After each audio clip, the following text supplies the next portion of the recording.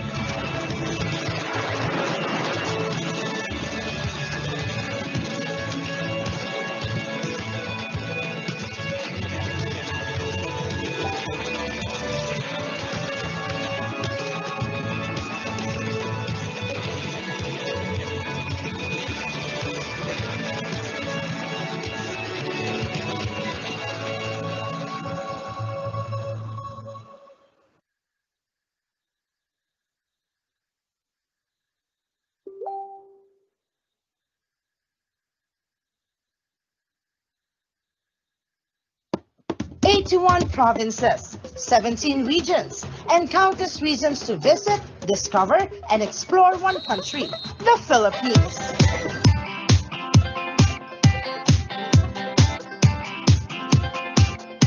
Kati-kati na ba ang iyong mga paa? Handa nang umalis, mag-iwaliw at lumarga. Buti na lang taga dito ka. Sing dami ng happening, ang dami ng isla. It's more fun in the Philippines. Bakit palalayo? Sobrang swerte kaya ng tsinelas mo. Nakatapak ka sa paraiso. It's more fun in the Philippines. Bakit palalayo? Mula Batanes hanggang Mulo, iba ang saya ng Pilipino. It's more fun in the Philippines.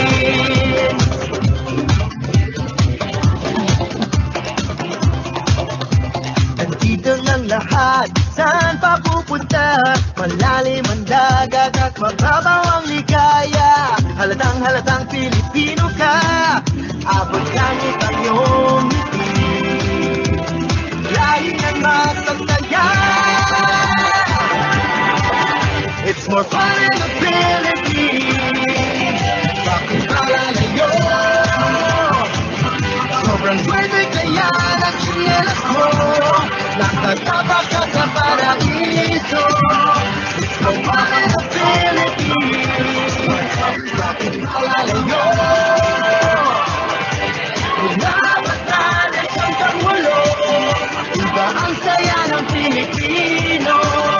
It's more fun in the Philippines. Shopping, singing, working, cleaning, dapping, talking, hopping, resting, sleeping. More fun! More fun! Bonfire! Snow decorations! Hanging out! Working out! Writing out! More fun! Ang dami ng happening, Ang dami ng isla. It's more fun in the Philippines. Bakit malalayo? Sobrang pwede kaya ng chinelas mo. Nakatapak ka sa paraiso. It's more fun in the Philippines. Bakit malalayo? Pinapatan hanggang ulo. Iba ang saya ng Pilipino. It's more fun in the Philippines.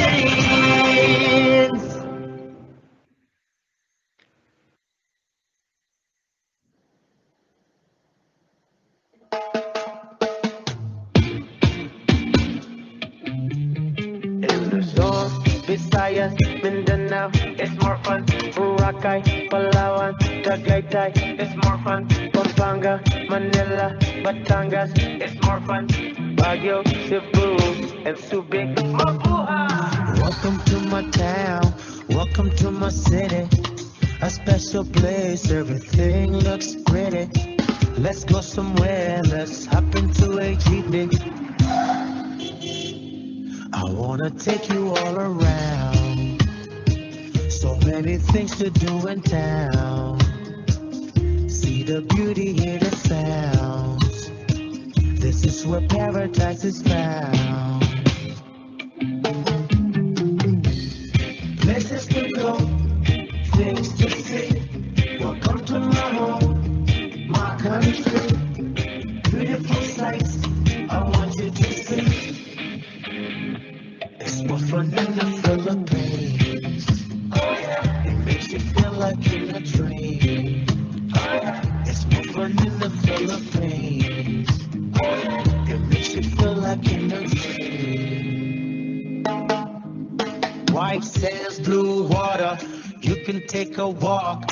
It's so soft, you should take your shoes off. You could walk along the beach, sun shining on your feet. Unwind, then dine. Our food is unique.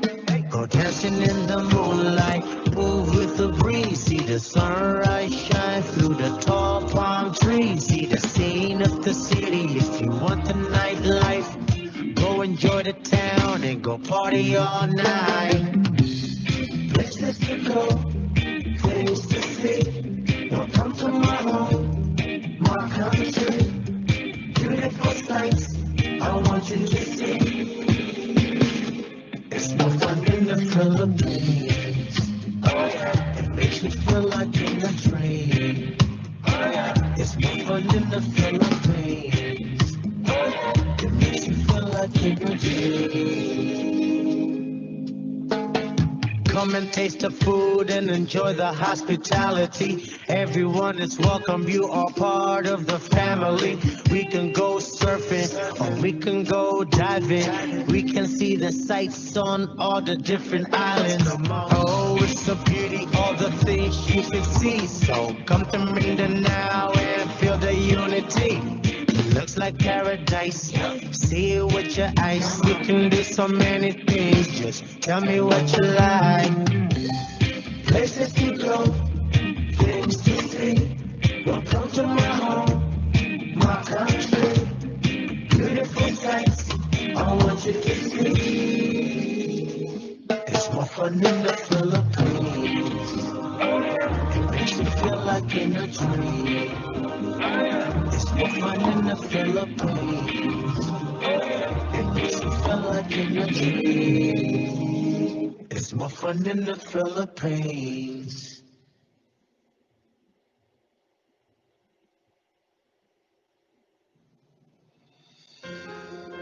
Rare, precious, highly valued, emerald. It is the most famous and valuable green gemstone. Its beautiful green color, combined with durability and rarity, make it one of the most expensive gemstones. Tons of rock need to be unearthed to find such a precious commodity, and from a common rock, it is polished to reveal its inner beauty and brilliance. To possess it connotes a singular achievement. No wonder that this exquisite gem represents a milestone of immense significance. 55 long and eventful years. Much like the coveted gem, is the Philippine Association of Medical Technologists or PAMET. Honed through challenges, polished through time. Today, representing a valuable resource, serving as a significant partner in the delivery of quality healthcare in the country. As it celebrates 55 years of meaningful transformations, PAMET has achieved a status akin to emerald. Precious, coveted, and shedding its brilliance towards the development of world-class laboratory professionals. In the late 16th century, the Spanish Empire had occupied Luzon and established Manila as their capital. Along with the Spanish occupiers came the members of religious orders aiming to spread the Catholic faith to the archipelago.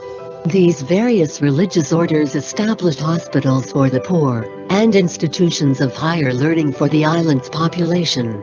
In 1887, the Spanish colonial authorities established the Laboratorio Municipal de Manila for the laboratory examination of food, water and clinical samples. It was the forerunner of the modern laboratory in the country. One of the well-known historical figures of the said laboratory was the Philippine war hero General Antonio Luna, who was employed in 1894 as a chemical expert and pioneered environmental studies, water testing and forensics in the Philippines. During the American occupation, the Philippines had its first most advanced laboratory. The biology laboratory of the Bureau of Science, built in 1904, was used for the investigation of causes, pathology and methods of diagnosing and combating human diseases. The Philippines was making inroads in the delivery of healthcare services. The advent of World War II, however, decimated the said advances. From the ashes of war, the remnants of the laboratory left by the United States Army started as the seeds towards the modernization of the Philippine medical technology profession, guided by Filipinos themselves. Fueled by the desire to uplift the profession and enhance its recognition, PAMET came into being in 1963, holding its very first annual convention in 1964, 55 years ago today. In just a short span of 5 years, its efforts paid off, with the Philippine Medical Technology Act enacted into law. By 1973, PAMET was officially recognized as the only accredited professional organization of registered medical technologists in the Philippines. So many illustrious names had added sheen and brilliance to the practice of medical technology in the country. From pioneers like Dr. Pio de Rota and Dr. Prudencia Santa Ana, to the first PAMET president, and to the successive PAMET presidents who rose to the challenge of their times. Each working tirelessly, as PAMET expands to other parts of the country, through the formation of chapters in various provinces and locales. Professionalizing its ranks. Introducing innovations to modernize the profession. Lobbying the government to accord medtechs the recognition and importance they deserve. Positioning medical technologists as partners of health and hygiene of local communities. Raising the profile of medical technologists as among the best in the world. 55 years of painstaking work. 55 years of enhancing its reputation.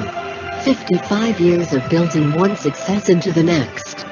5.5 decades of service to Filipino medical technologists. Today, the Filipino medtech has emerged as an indispensable pillar in Philippine healthcare, bound together by the common vision of sustaining excellence, as they look forward to inspiring the future generations. A rare breed, a sought-after expert, a precious resource, like emerald. This is the Philippine Association of Medical Technologists. PAMET. Sustaining excellence. Inspiring the future.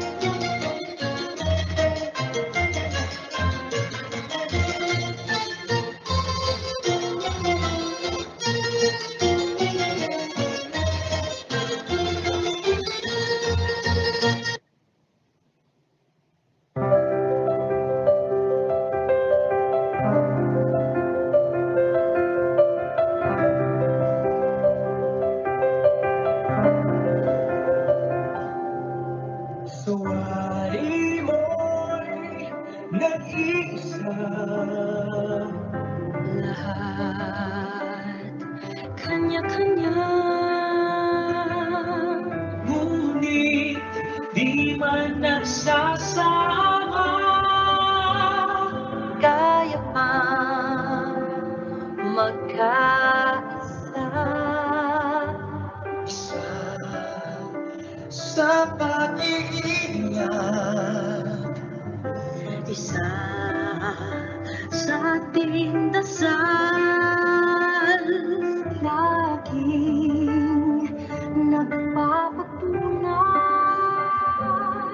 na tayo'y makatao pa.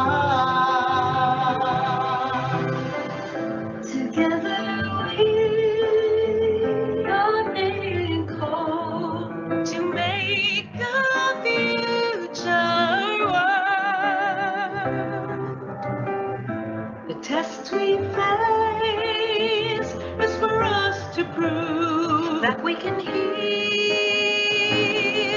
as one.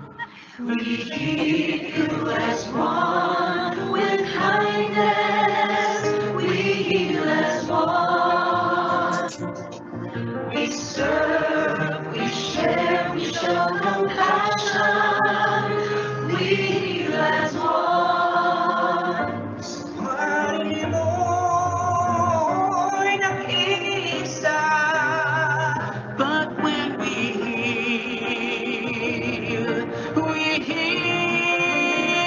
We heal as one.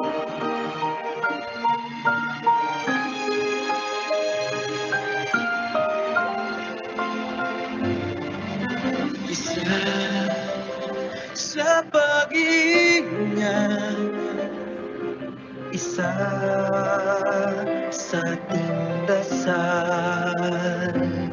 Lahing nagpapatunay na tayo'y makatao pa. together we are being called to make a future world. The test we face is for us to prove That we can heal as one. is when we heal as one.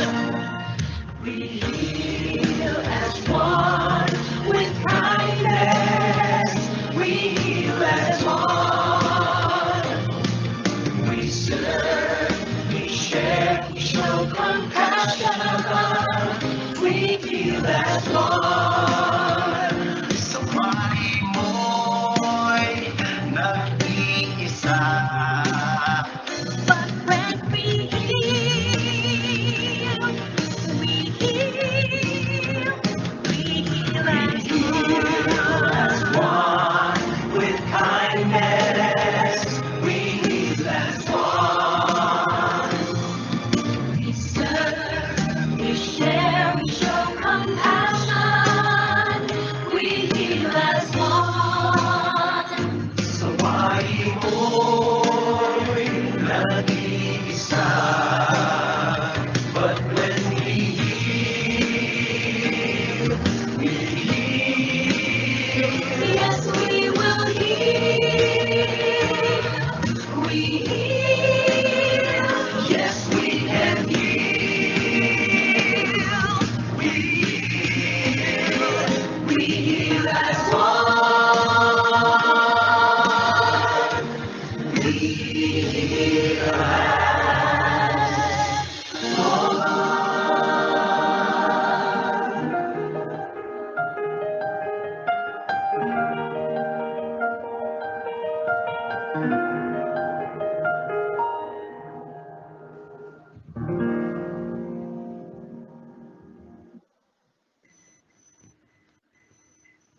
Mga kababayan, ang pambansang awit ng Pilipinas.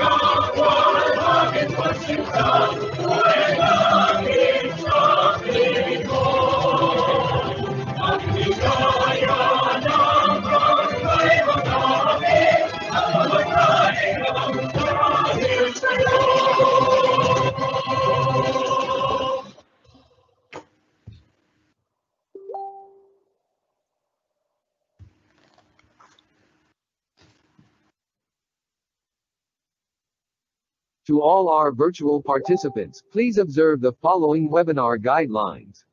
Observe proper webinar and video conferencing etiquette at all times. Post your questions regarding the lectures in the live question and answer box. Your questions be raised during the open forum by the session moderator.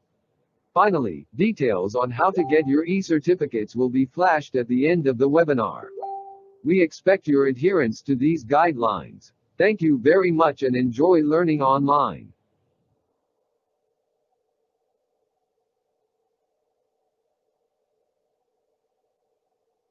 Let us all welcome our moderator for this webinar. Ladies and gentlemen, the Executive Secretary of PAMET, Dr. Frida Hoppen. Good morning, good afternoon, good evening to everyone, wherever you are in the world. Mabuhay, and welcome to the first Asia Association of Medical Laboratory Scientists International webinar, hosted by the Philippine Association of Medical Technologists.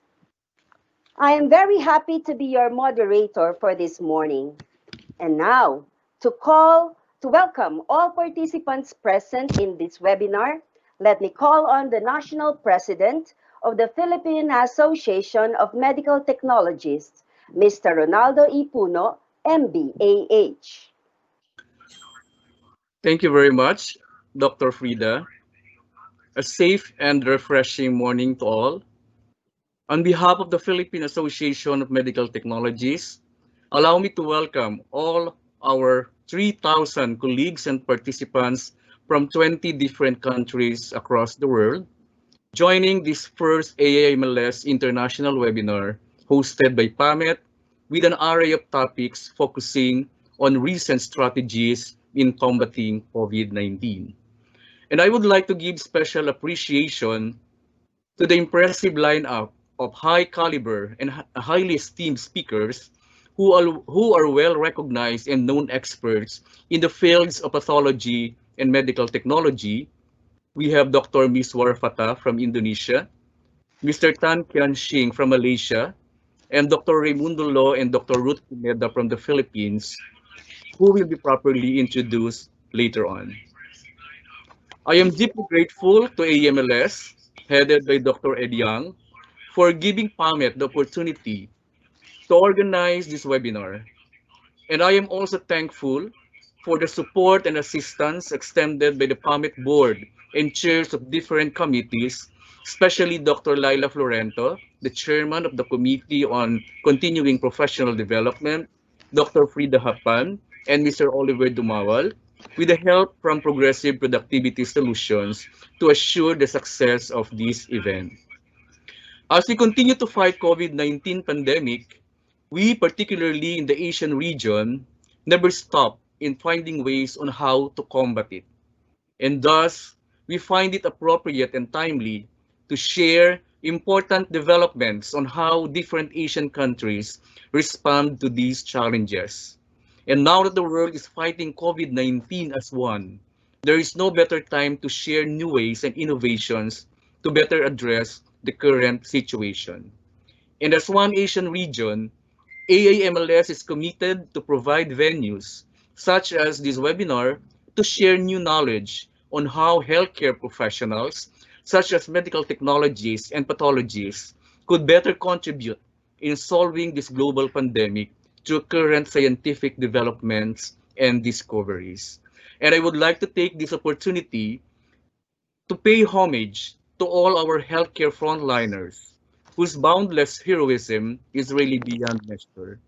And let this gathering serve as a testimony to the unwavering commitment of our professionals to help the world as it rebuilds itself until all of us find ourselves in a better and brighter tomorrow.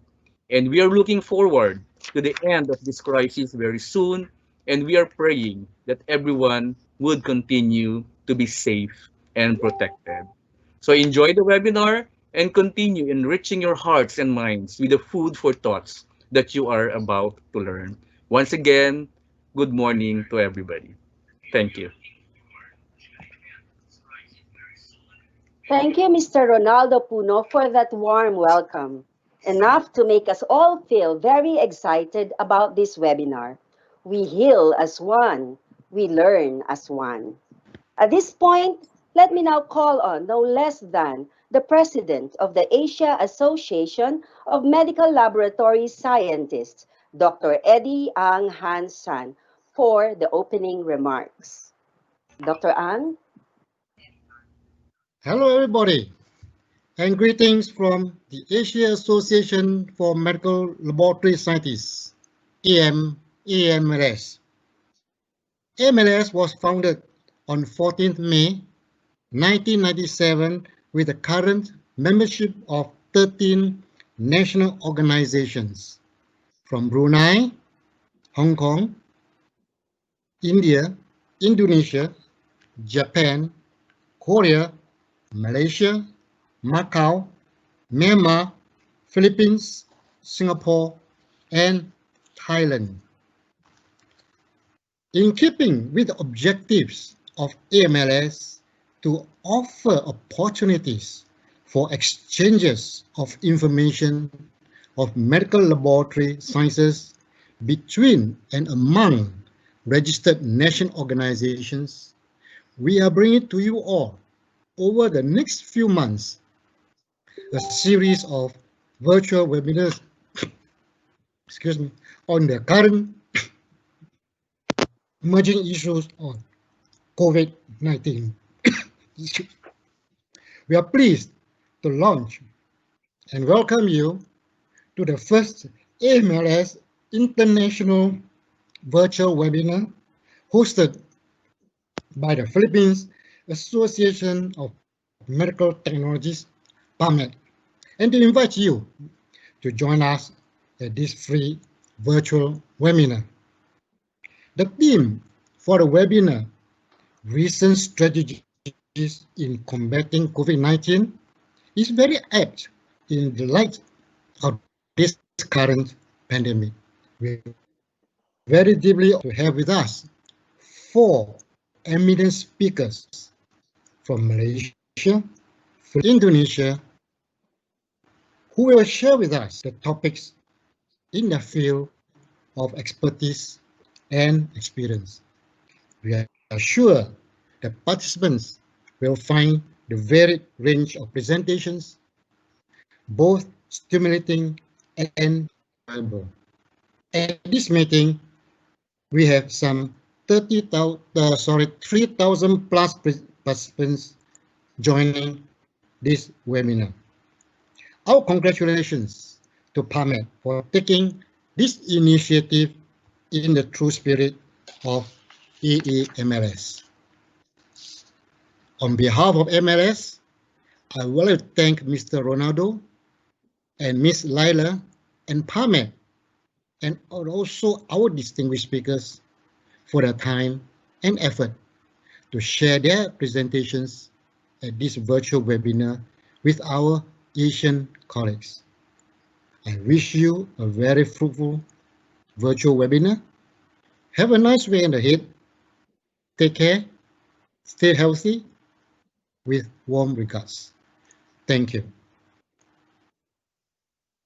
Thank you, Dr. Eddie Ang Han San. It is indeed a wonderful opportunity for everyone to be here. Just a little reminder for our participants before we proceed. If you have any questions during the presentation, please type them in the question box below. I will bring them up during the open forum after each speaker. Now, I would like to introduce our first speaker. He comes from Selangor, Malaysia. As the Honorary Secretary of the Malaysian Institute of Medical Laboratory Science, or MIMLS, he is a frequent speaker in various local and international CPD talks and conferences on medical laboratory-related topics and represents MIMLS in various activities organized by the Malaysian Confederation of Allied Health Professional Associations, Asian Association for Clinical Laboratory Sciences, or AACLS, and the Asia Association of Medical Laboratory Scientists, or AAMLS. At present, he is the Assistant General Manager of Synapse Laboratory. Ladies and gentlemen, to talk about Malaysia's strategy in combating COVID-19, please welcome our first speaker, Mr. Tan Kian Shing.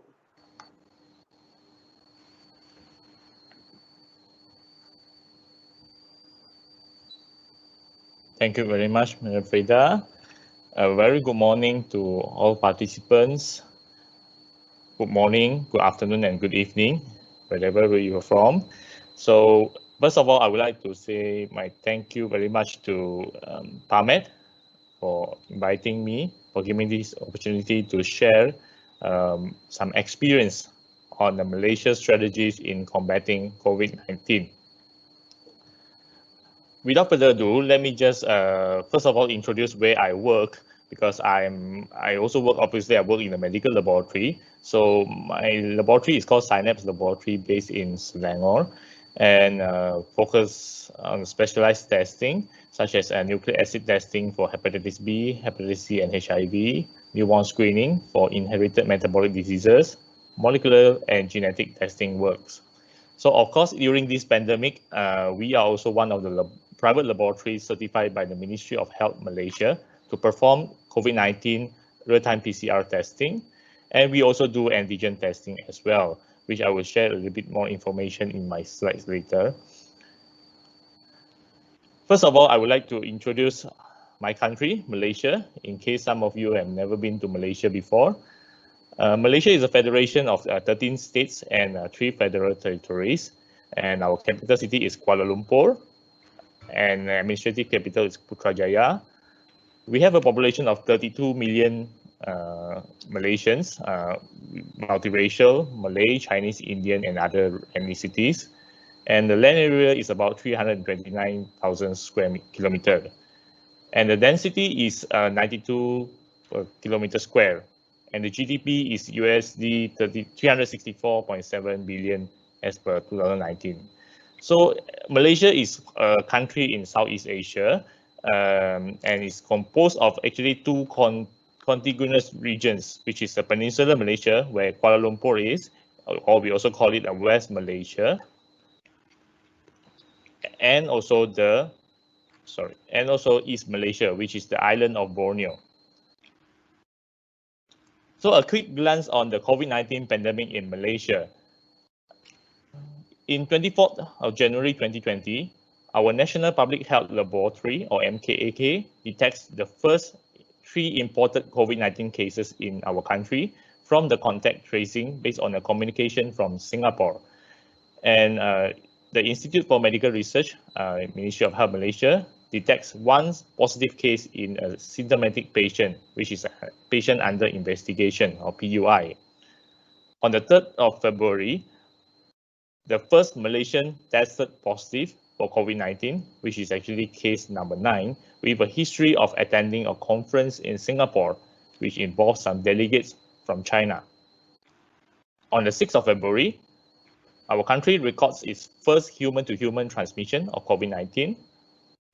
And on the following week, 16th of February, the case number 22 marks the last case in the first wave in our country. And subsequently, Malaysia experienced 0 case until 11 days later, which is the second wave. On the 27th of February, Ministry of Health Malaysia detects 1 case, which is the beginning of the second wave in our country. There is a religious event took place at a mosque in Sri Petaling, Kuala Lumpur, and subsequently it became the country's largest cluster, also known as the Sri Petaling cluster.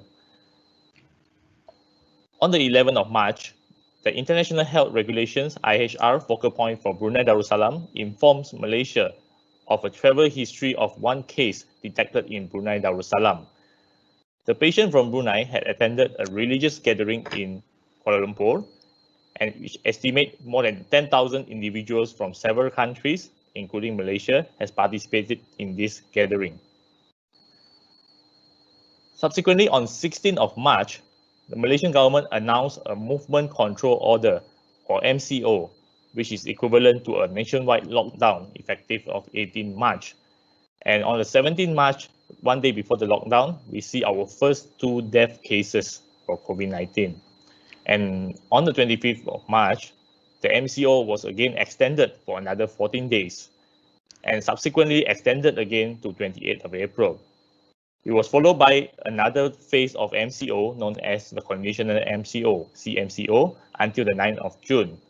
And beginning of 10th of June, we are in the Recovery Movement Control Order, or RMCO. I will explain all these different terms in my later slides.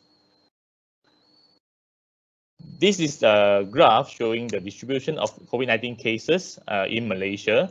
As you can see, from the beginning, we have only 15 cases in the end of May, and the case is kind of stabilized unless I accept on the 4th of June, there's 277 cases, which is actually cases inside in detention camp, which is a contained situation. And the number of cases, new cases, actually dropped to a single digit, and it went 2 digits and single digit towards the end of June. So we thought we have actually managed to flatten the curve. As you can see, from the beginning of the first wave, in the beginning of January, we are experiencing our first wave, and we have a high number of cases towards the end of March and April. And that's where the beginning of the MCO, and we managed to bring down the cases, and we sort of flattened the curve. And towards the end of July and August, we have only very minimal cases on a daily basis. However, it was just 1 month ago, few weeks ago actually, we started to see a highest daily surge in COVID-19 cases in Malaysia, with most of them reported in the state of Sabah from East Malaysia, a day after the state election was held. There are 150 new infections, with 124 reported in the Borneo state. And the Ministry of Health also reported the emergence of 2 new clusters in Sabah and another one in Kuala Lumpur. And at least 15 cases of those newly tested positive are those who were returning from Sabah after the election. Following a rapid increase in COVID-19 cases, the Malaysian government decided to announce CMCO for a few districts in Sabah, effective 7th of October, including a ban on the inter-district travel between the state. And on October 9, CMCO was announced for Klang in Selangor due to the surge of COVID-19 cases in that area. And 4 days later, October 13, CMCO for the entire Sabah state, which lasts until 26th of October. And on the next day, CMCO was also announced for Selangor and Federal Territories of Kuala Lumpur and Putrajaya. In other words, the whole Greater Kuala Lumpur is currently in CMCO until 28th of October. This is a graph showing the 3 waves of COVID-19 cases in Malaysia. The first wave is actually this is the beginning of the first wave. This is actually the pre-pandemic and the beginning of first wave, and after that we managed to bring down to 0. And the second wave started when there is the religious gathering and some imported cases, and we managed to bring down the cases as well. And this is the beginning of the third wave, which is mostly contributed by the cluster in Sabah and the cluster in northern Malaysia of Kedah State. Now, this is the statistic for the past 1 week. We have recorded quite a number of cases from 500, 600, and we have broke the history record of 869 cases all the way to 871 cases. So that's the reason why we are currently in the CMCO for Greater Kuala Lumpur. And I hope with the same strategies which I'm going to discuss in my presentation, we are able to flatten the curve once again. So this is the fresh statistic from yesterday. We have recorded 710 new cases yesterday. As you can see, this is a map of Malaysia. Most of the cases are contributed, 528 are contributed by the East Malaysian state of Sabah, right? So which brings the total number of positive cases so far, 24,514. And the number of total of death so far recorded in Malaysia is 214. And the discharge rate is 15,884. So in terms of preparedness and planning, I would like to quote my Director General of Health of Malaysia, who always like to use this sentence. It's always better to be over-prepared than under-prepared. Because if under-prepared means not prepared. So Ministry of Health Malaysia always take the initiative to prepare in advance the response plan since beginning of January, well ahead of the WHO declaring COVID-19 as a pandemic. On the 1st of January, Malaysia initiates the thermal screening at all airports in the country after the Wuhan declared the COVID-19 cases detected in the country. And on the 3rd of January, the Virology Unit of the Institute for Medical Research, Ministry of Health Malaysia, prepares reagent to detect the novel coronavirus using a conventional real-time PCR. And on the 4th of January, KLIA screens all inbound passengers from Wuhan, China, and start to enforce a stricter health control for borders. MOH further strengthened the surveillance of influenza-like illness, ILI, and severe acute respiratory infections, SARI, in our country. MOH also looked into the use of antiviral drugs in all states in Malaysia, probably a proxy measure of a possible viral infections. The MOH also started stockpiling to ensure the stock of PPE, personal protective equipment, and also antiviral drugs for treatment are sufficient to overcome this pandemic. And our very first interim guidelines for the novel coronavirus management in Malaysia was also published in 17 January 2020. And currently this guideline is on its 5th edition, which is called Guidelines on COVID-19 Management in Malaysia. In terms of a hospital and contact tracing preparedness, back in the 23rd of January, end of January, there are 26 of Ministry of Health hospitals throughout the country, which are identified to manage the COVID cases. Those days was NCOV cases. And as of today, there are already 57 hospitals who are managing COVID-19 cases. So all the suspected cases are to be notified to the district and also state health officers, as well as our National Crisis Preparedness Response Center, or CPRC, which is a one-stop center coordinating all the cases of COVID-19 in Malaysia. And all the positive cases, including those we detect in our lab, we have to key into a centralized portal known as the Sistem Informasi Makmal Kesihatan Awam, or in short, SIMCA.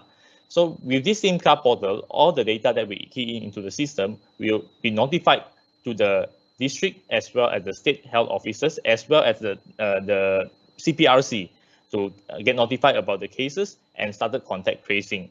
So there will be a rapid response team and also rapid assessment team at the district level, which will be on standby for contact tracing. So once there's a positive case, the district health officers will have to get the information from the requester on the residential address, contact number of the patient, and started contact tracing, and immediately bring the patient to the hospital.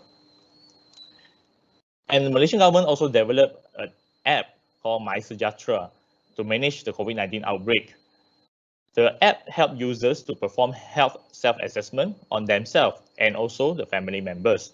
And the users can also monitor the health progress throughout the COVID-19 outbreak. This app helps the Ministry of Health to monitor the user's health condition and can take immediate actions in providing the treatments required. So wherever we go, the places that we visit, including meetings or shoppings or restaurants, we have to check in by scanning the QR code using the MySejahtera app. So this is a one app which is being used the whole country.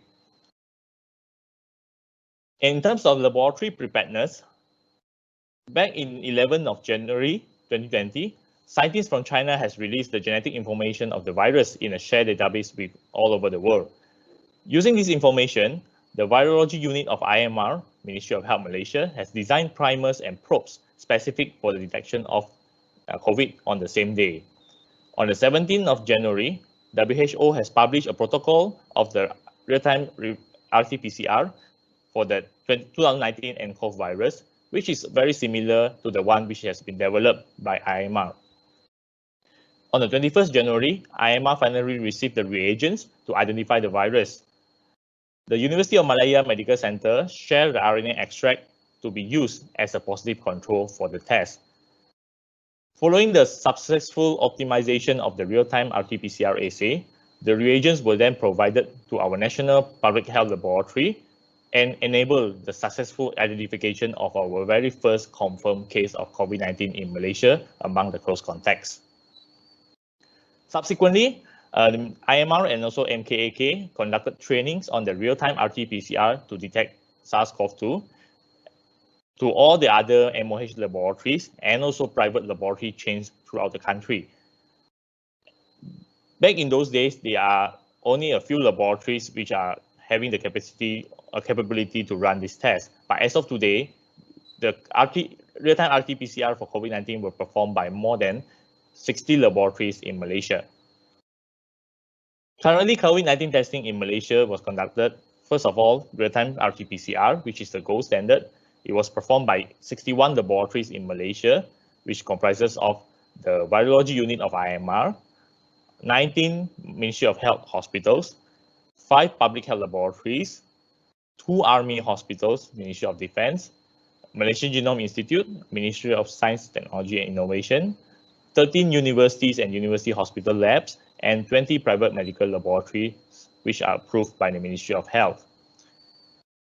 The real-time RT-PCR is the gold standard, and is also the first, the main testing which is being done for COVID-19 in Malaysia. It detects the presence of SARS-CoV-2 RNA, and most of the kits that we use in Malaysia detects E gene and RDRP gene RNA, which are recommended by the WHO, and some of the labs use the kits with additional N or S genes detection as well. So the sample type which is recommended by the Ministry of Health is always nasopharyngeal and also oropharyngeal swab within the viral transport medium. However, in hospital setups, sometimes there will also be some other specimen types such as sputum, tracheal aspirate, and also others. So normally, real-time PCR is used to detect the current or ongoing infection, and of course, is very sensitive.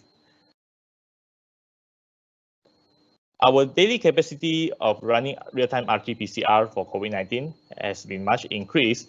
Looking at the statistic back in March, we are only able to do about 6,210 tests throughout the country per day. And in June, we are able to multiply it by another 6 times, which is 36,000 tests per day. And the latest figures, October 15, we are currently doing about 54,000 tests per day throughout the countries by the 61 labs.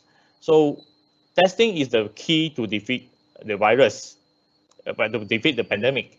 So increase the testing capacity is very, very important to ensure there won't be any backlog of samples, to ensure the result can come out on time, and to get immediate treatment for the COVID-19 patient. So other than RT-PCR, we also do antigen testing in Malaysia using a rapid test kit, which has been validated by the Institute for Medical Research and also the MKAK. It was normally performed by laboratories with Biosafety Cabinet Class 2, and it was also done as a screening at the country's entry point, which is KLA and also KLA 2 terminal for all the transit passengers going to Sabah and Sarawak. And also RTK is widely used in the state of Sabah and Sarawak due to the vast and challenging logistics in the state.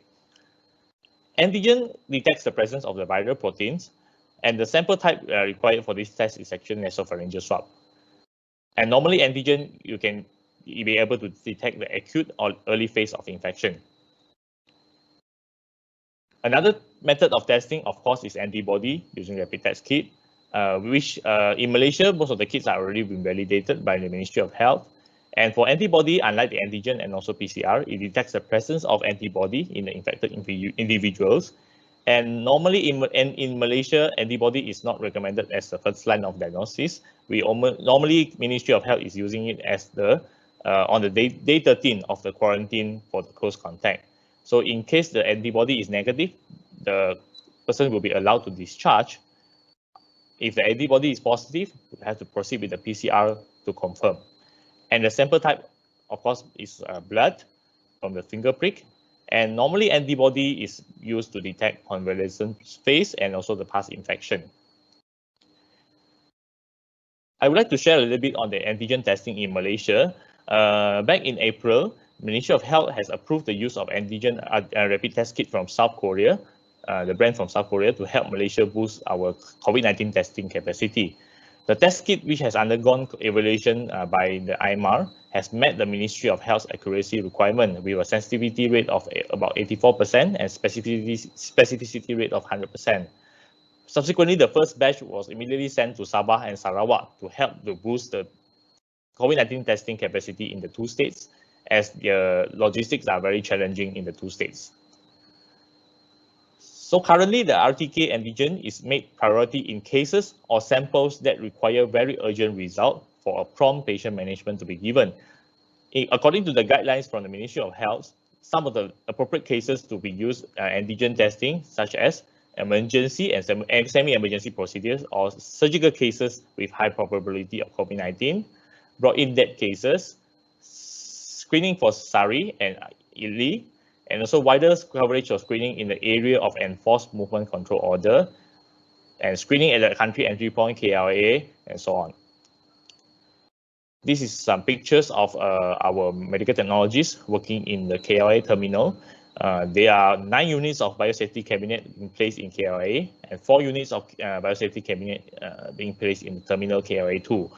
And each biosafety cabinet will have 2 operators, as that's the requirement for doing antigen testing. Coming back to the strategies, Malaysian government has declared movement control order, which is actually a drastic move to control the situation of COVID-19 spread in Malaysia. Since the COVID-19 was deemed as a national threat, the National Security Council was activated to command and to mobilize all the government and non-government machineries to control the pandemic on a national scale. On the 18th of March, the first movement control order was enforced and subsequently extended for another 2 months. And it was proven to be effective, as the daily number of confirmed cases has significantly decreased after that. The MCO basically includes 6 critical measures. First of all, complete prohibition of movement or large gathering, complete restriction of overseas travel by Malaysians. In other words, Malaysians are not allowed to leave the country at all. All overseas returnees are required to undergo a 14 days compulsory quarantine, and complete restriction of any tourists or foreigners entering the country, closures of place of worships, kindergartens, nursery, and government and private schools, closure of all universities, higher education institutes, and skill learning institute, and closure of all government and private premises except those providing essential services. The MCO is reviewed on a regular basis by the government and gradually adjusted in phases. So there are 4 phases of MCO so far, with a different strategy. There will be enhanced MCO, which is usually used for high-risk locality. So when the government identifies certain localities with a high number of positive cases, the government will announce enhanced MCO, which will lock down that particular localities, and the people who are staying in the localities are not allowed to leave that locality, and food will be provided for 14 days. And all the people staying in the area will be requested to do testing by the Ministry of Health. There's another phase of MCO, which is conditional MCO, which is what we have right now in Kuala Lumpur. Is basically the MCO, but with some resumption of economic activities. And of course, there's also recovery MCO, which is more opening of more economic and business and social activities, as well as the schools, the education sectors to reopen in phases. This is a summary of the different phases of MCO and the kind of movement control which is being implemented. I'm just going to briefly go through. As you can see, the implementation is all nationwide. And for the border management, basically, Ministry of Health realized that the controlling of border is very crucial, because we cannot allow more cases to come in and get imported from overseas. So the border at the moment, throughout all the different phases of MCO, the borders is still closed, except if there are special cases where Malaysians are returning from overseas, or foreigners with a valid pass who are requested and get approval from the government to return to Malaysia. So at the moment, the state borders for MCO, the state borders are closed. Even traveling within Malaysian states are not allowed. And of course, for CMCO and RMCO, traveling within the states are allowed. And in MCO, there is only essential movement. Otherwise, you are not allowed to leave the house. And even if you need to go out of the house, they only be allowed one person per vehicle. And of course, with the loosening of the MCO, there will be more and more people allowed, and you can travel to other places such as for grocery and so on. And of course, in terms of businesses, during the MCO, only those essential businesses are allowed to operate. And whereas in the later phase of MCO, there are more essential, non-essential businesses are allowed to operate. This is basically to give recovery of the economy. And for EMCO, it's only applied for a certain locality where there's a number of cases. So of course, there will be no movement allowed. The people staying inside will be allowed to go out of the area, as well as the other visitors are not allowed to enter into the EMCO area. Malaysia has adopted the targeted screening approach for the country for the best use of our resources. Basically, for the targeted screening approach, the Ministry of Health are focusing on the vulnerable and also the high-risk groups, localities, and also clusters, regardless of their immigration status. So basically, it can be Malaysians or non-Malaysians, and they are also people who are maybe in the rural area, which fall under this high-risk group as well. However, even though we have used a targeted screening approach, the number of COVID-19 tests conducted in Malaysia is comparable to other countries such as our Asian neighbor, South Korea, and the rate of testing is found to be adequate, as our cumulative positive rate is still below 1%. I will share more details later. With the MCO together with the targeted screening approach, we have proven positive in flattening the curve or the rate of our COVID-19 cases in the country. As you can see in the earlier graph, we have managed to flatten the curve in the second wave. Currently, the rate of COVID-19 testing in Malaysia, as I mentioned, we are one of the countries with the highest number of COVID-19 testing being done among the ASEAN countries. As of May, Malaysian testing rate is about 13 people per 1,000 population, whereas Singapore is 25 tests per 1,000 population. But of course, this is old data back in May. And Indonesia is 0.5 tests per 1,000 people during that period. And United States is 16 people per 1,000, while the United Kingdom is 10 per 1,000. This is a more recent data from Oxford Martin School, University of Oxford, in 9th of October, early this month. So as you can see, in Malaysia, we are doing about 51.96 tests per 1,000 population, which is slightly higher than South Korea. All right, but one thing to note that is the cumulative positive rate for Malaysia is still relatively low, which is less than 1%. What it means is that, let's say if you do more testing, example, like Singapore, you have done 168 tests per 1,000 population, but you are able to find 5.9% of positivity among all the states, among the tests that you have conducted. So in other words, there are a lot of positive cases to be detected in the country or out there. So that's why when even though we have done only 51.96 per 1,000 population, our cumulative positive rate is still relatively low. So in other words, the testing is actually quite adequate.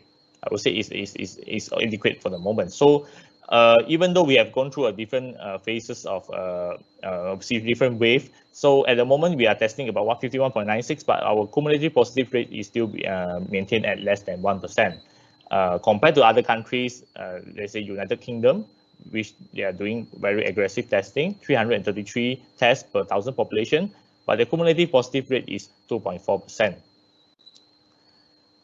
Another strategy in combating COVID-19 for Malaysia, the Malaysian government has decided that all the individuals that diagnosed as COVID-19 positive, whether you are symptomatic or asymptomatic, will be admitted to the hospital.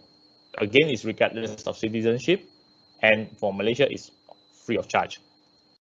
This is to reduce the probability of any contact within the community, because we want to stop the chain of infection. So in order to cope with all these cases where the people has been sent to the hospital because of COVID-19 positive, so some of the Ministry of Health hospital has to be recategorized as either a full COVID-19 hospital or become a hybrid hospital. In other words, it's to cater for COVID cases and also non-COVID cases in order to provide additional beds for COVID-19 patients requiring the critical care.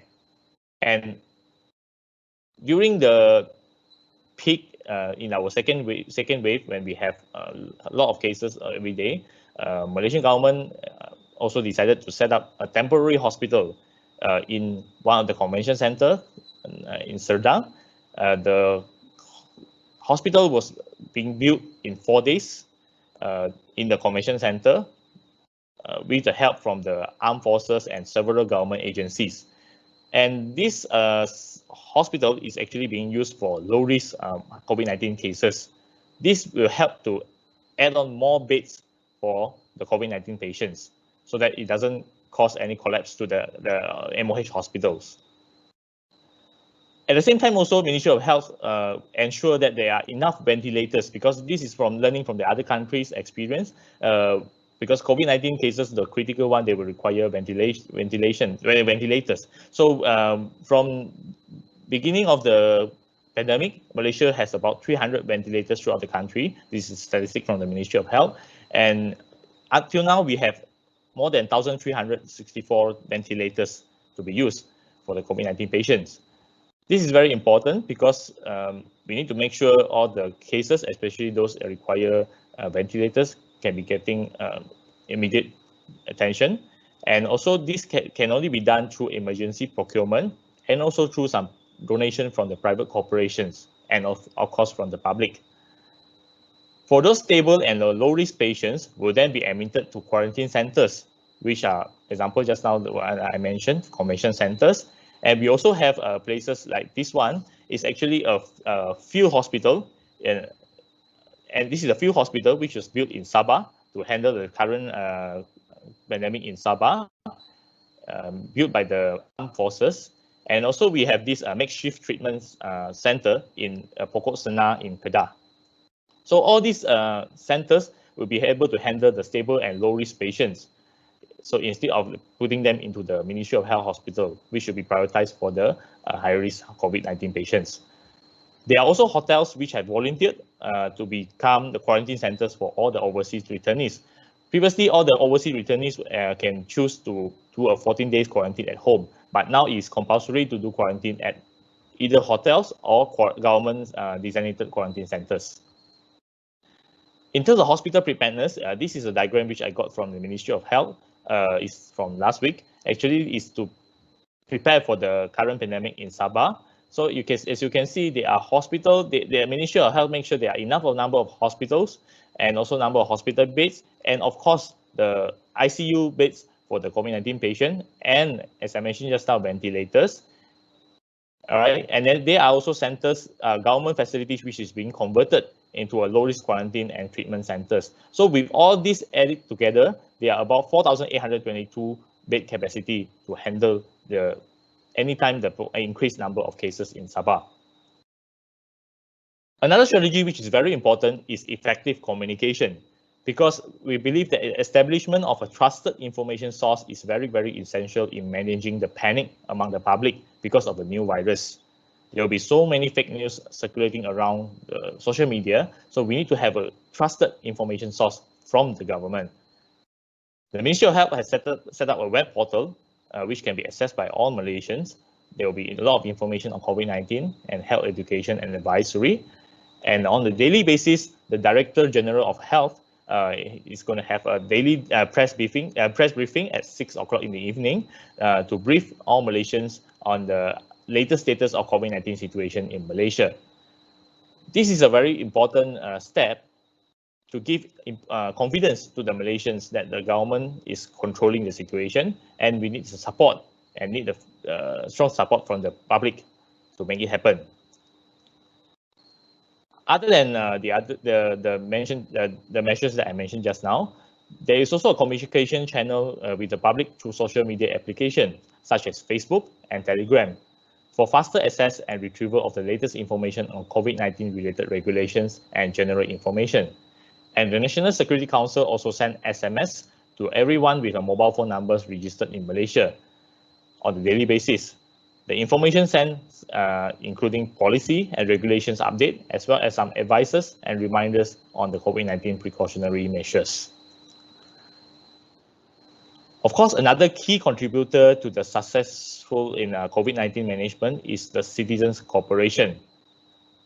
That's why it's very, very important to engage the community and to ensure there's a constant, transparent communication to help build the public confidence in the efforts to combat COVID-19. Subsequently, with the confidence of the public, and of course from the support and appreciation from the public, then become a positive feedback loop, which will eventually boost the morale and spirit of the frontliners, including us medical technologists who are working in the lab. There are also various donation and welfare support for our frontliners, for the healthcare workers, and also for those in need, especially those vulnerable groups. And these are very evident during the pandemic. And in Malaysia, we call this in the spirit of kita jaga kita. Literally, it means we take care of ourselves. So everybody play a role in this and controlling this pandemic.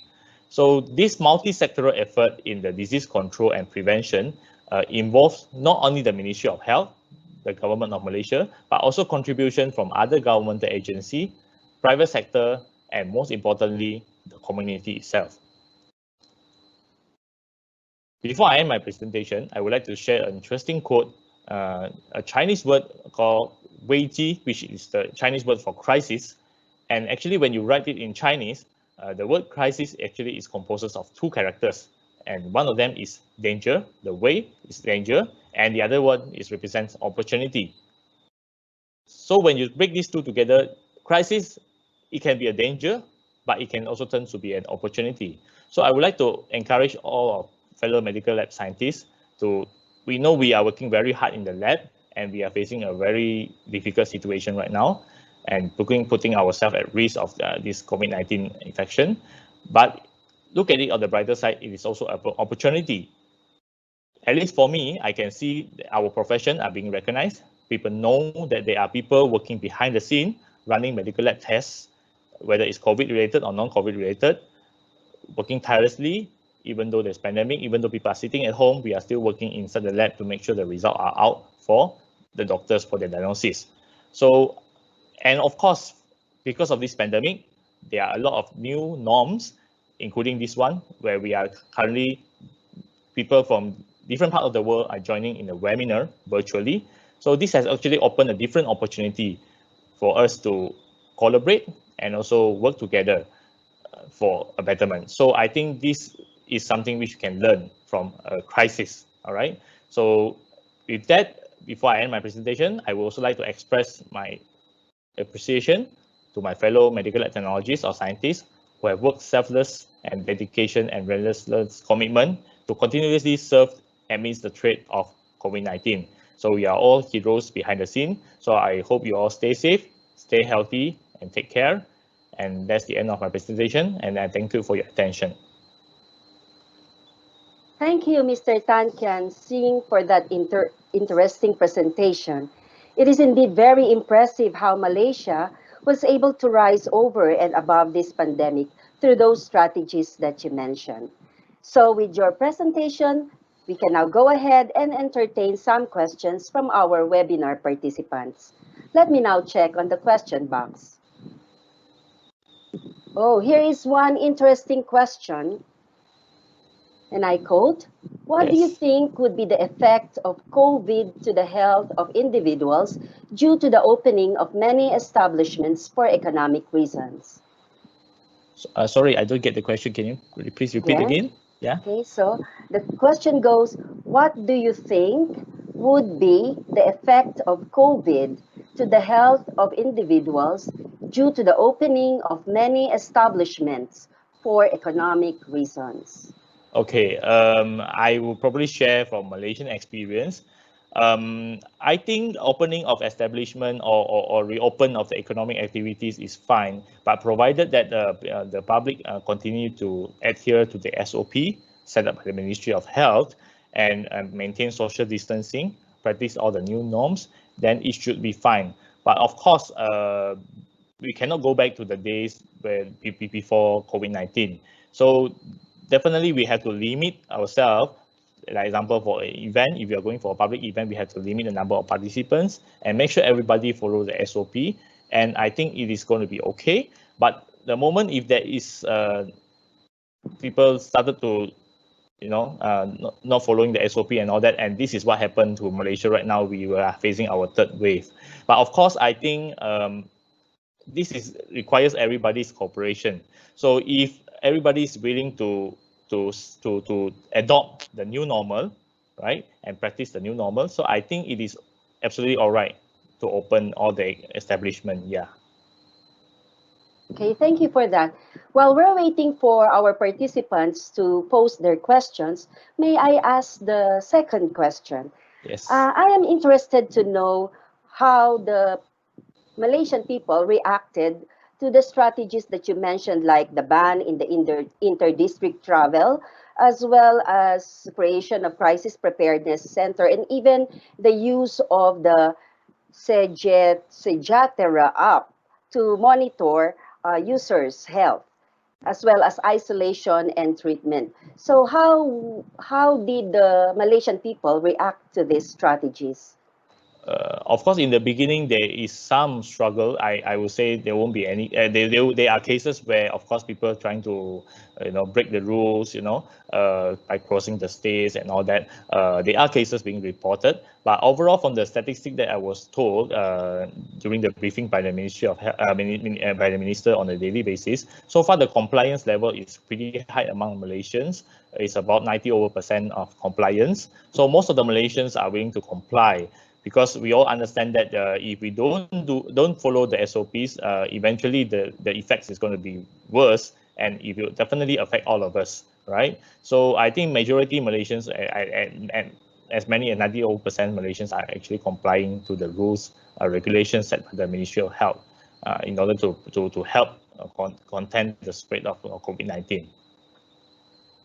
So I agree with you. I think also compliance is the key Yes. in fighting against COVID-19. Yep. I think there are no more questions in the question box. And so thank you, Mr. Tan Kian Shing.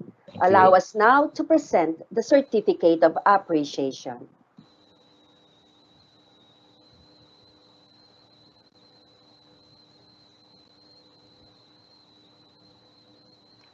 The Certificate of Appreciation is conferred to Mr. Tan Kian Shing, BSc, for the invaluable knowledge imparted as resource speaker on the topic Malaysia's Strategy in Combating COVID-19 during the first AAMLS International Webinar 2020, hosted by the Philippine Association of Medical Technologists, held online on October 24, 2020. Signed, Mr. Ronaldo E. Puno, RMT, MBAH, President, PAMET. Signed, Dr. Eddie Ang Han San, President, AAMLS. So once again, thank you so much, Mr. Tan Kian Shing. Thank you.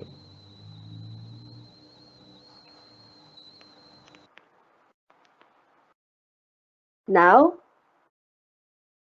we move on to our next speaker. He is a doctor of medicine and is board certified in anatomic and clinical pathology and in the subspecialty of immunopathology by the American and Philippine Boards of Pathology. He is now the head of COVID-19 testing laboratory of the Philippine Children's Medical Center, president and CEO of HistoSolutions Incorporated. Moreover, at St. Luke's Medical Center, where he has been in practice for over 32 years, he is the director of the Relationship Testing Laboratory, assistant head of clinical pathology, and section chief of cellular immunology and molecular pathology. The Philippine Society of Pathologists bestowed on him all three major honors: Pathologist of the Year in 2015, Liborio Gomez Memorial Award in 2005, and the Distinguished Service Award in 2004. He also received the Outstanding Medical Consultant Leadership Award in 2015, given by the Philippine Children's Medical Center. Friends, to talk about pooled testing for SARS-CoV, the Philippine experience, let us all listen to Dr. Raimundo W. Lo. Dr. Lo? Good morning, Frida. Pleasant day to our organizers, fellow speakers, and to our international audience. Allow me to share my screen. Anyway, what I was talking about was covered by the cover slide, so you didn't miss anything, actually. Anyway, as I was saying, let me resume. Thank you. As we all know, there's a result that comes out more than 2 days after is essentially useless. And our testing capabilities were slowly ramped up due to the lockdown that hampered construction, equipping, and training analysts. Needless to say, bureaucratic requirements also added to the delay. Now we have over 100 COVID labs operating, and more are in the pipeline. But access to testing remains problematic. The cost of testing is beyond the reach of most Filipinos, and the necessity of assuring workers of their safety dictate that they be tested regularly. Further, their being tested will assure the general population that safety measures are in place to avoid spread of the virus. Right now, the Philippines is among the top 2 countries in the Asian continent with the most number of COVID-19 cases, and there's continuing community transmission at the moment. Over 365 cases have been recorded with almost 7,000 deaths, ranking at number 20 with the most number of cases worldwide. The regions with the most number of cases are in the Metro Manila area and several other large urban centers where population densities are high. Thus, this concept of pooled testing was explored. And the Society of Pathologists Incorporated is the only component society of the Philippine Medical Association that certifies pathologists who are heads of clinical laboratories all over the country. As the laboratory experts in charge, they must have a say in the testing process, and I believe their voice should be heard and listened to. Here's the timeline of pooled testing in the Philippines. In May, second slide, please. Second slide. Go back up, please. Next, previous slide, please.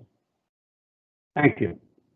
In May 2020, the Philippine Society of Pathologists comes up with a position paper on COVID-19 testing and recommended employing pooled testing in asymptomatic populations who are spreading the disease in the general population. June 2020, PSP presents proof of concept to the Philippine Department of Health Laboratory Experts Panel and formulates a formal research proposal sponsored by the Philippine Center for Entrepreneurship. In July, research proposal was presented to the DOST and the Technical Advisory Group, and research application was made for 3 COVID-19 laboratories where the project will be done. Next slide, please. In August, we undertook the research and underwent statistical analysis and investigators' discussion and analysis. In September, initial research findings were presented to the COVID Lab Experts Panel, which recommended presentation to the DOH Executive Committee, and subsequently was presented to the Philippine Interagency Task Force for Emerging Diseases, which was in charge of the pandemic response. Formulation of guidance document on how to perform pool testing was done. In October, the presentation of the formal research paper was given to the Health Technology Assessment Council, and training modules and specimen collection, laboratory staff training on pool testing. And we now have over 15 laboratories participating in the training for pool testing. Next slide, please. So this is the research paper we came up with in response to the concept study. This is an evaluation of pooling strategies for qRT-PCR testing for SARS-CoV-2 infection, which is a pragmatic multi-site parallel operational study by the Philippine Society of Pathologists. The site implementers are the Philippine Children's Medical Center COVID Testing Laboratory, and with two other institutions, the Research Institute of Tropical Medicine, RITM, as well as the University of Perpetual Health Medical Center. Our sponsor is the Philippine Center for Entrepreneurship Foundation, Incorporated. Next slide, please. With the enhanced community quarantine, which was the most severe lockdown, being relaxed now, there is a possible surge in new infections. We have the need for certain groups of workers to be tested on a regular basis, as well as for patient testing to prioritize who will undergo invasive surgical procedures. Next slide. Specimen pooling strategies are designed to increase testing capacity, reduce turnaround time, and facilitate the calibrated exit of the country from community quarantine back to its normal economic and social activity. Next. So we had this question: what would be the largest pooling size such that the sensitivity of detecting low copy numbers of the nucleic acids would be acceptable? And this was set at a sensitivity of 90% or more. But pragmatically, we will accept the largest pooling size, which is the maximum pooling size that can be allowed in a clinical laboratory. Next slide, please. And we also probe analytical sensitivity with a question of how much will the CT values change between the original specimen and the pooled specimen. What will be acceptable of pool sizes with the least change in CT values? And we investigated pooling sizes of 5, 10, and 20, and see what pool sizes likely will be optimal for disease prevalence ranging from 0.3 to 20%. Next slide. And the next question is, what would be the most desirable pooling strategy? This would entail a faster turnaround time, larger number of conserved tests on the average, and smaller number of invalid or indeterminate tests. Next. The pilot testing of pooling strategies by the PSP is based on current available literature and recommendations of technical working groups. And at the time we proposed the research, we assumed prevalence to be at 5%, basically because there was no clear data since all testing at the time was being done on symptomatic populations. Next slide. The study design was that the following pooling strategies shall be pilot tested by the society using a pragmatic experimental design involving different study sites. And these are the two-stage Dorfman method with pool size of 5, three-stage Dorfman method with A, pool size of 10 and sub-pool size of 5, and B, pool size of 20 and sub-pool size of 10. Next slide. This is a summary of the pooling studies that we reviewed and referred to in terms of putting up our own research proposal. Next. The information obtained in this study will provide laboratories with significant information to make strategic decisions on which pooling to adapt.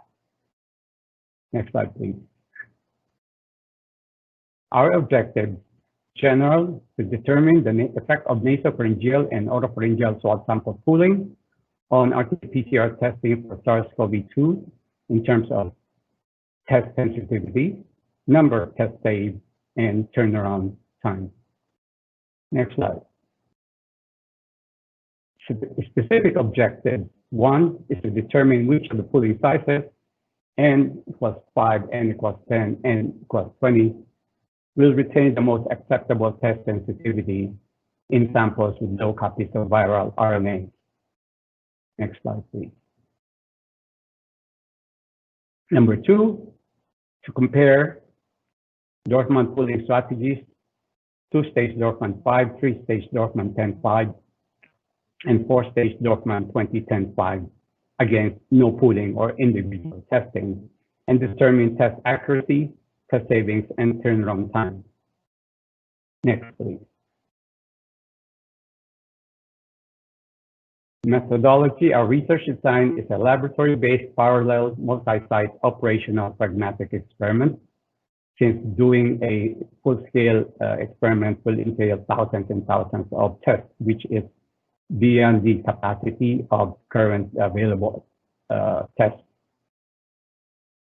Archival and actual patient samples were used in 2 experiments. Next, please. Experiment 1, which aims to answer specific objective 1, was conducted at the Research Institute of Tropical Medicine, RITM. Experiment 2, which aims to answer specific objective, was conducted at Philippine Children's Medical Center and University of Perpetual Health Medical Center. Next, please. For experiment 1, 36 previously characterized NP plus OP swab specimens with high CT values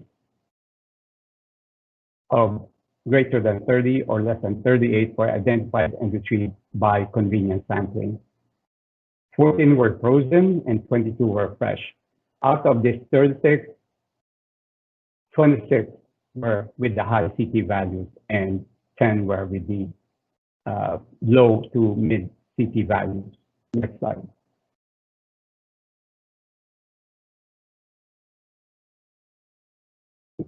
Next slide, please. For experiment 1, to simulate pool sizes at worst possible pooling scenario, we use 50 microliter aliquot syringe sample and dilute as follows. To achieve the pool size of 5, we use 50 microliters of sample with 200 microliters of buffer. And for pool size 10, 50 microliters added to 450 microliters of buffer. And for pool size of 20, 50 microliters of sample added to 950 microliters of buffer. Next slide, please. This was the experimental scheme. We did the dilutions and performed the nucleic acid extraction and subsequently did PCR on the ABI 7500 and calculation of the analytical sensitivity and calculation of the average turnaround time and test savings were done. I'm sorry, average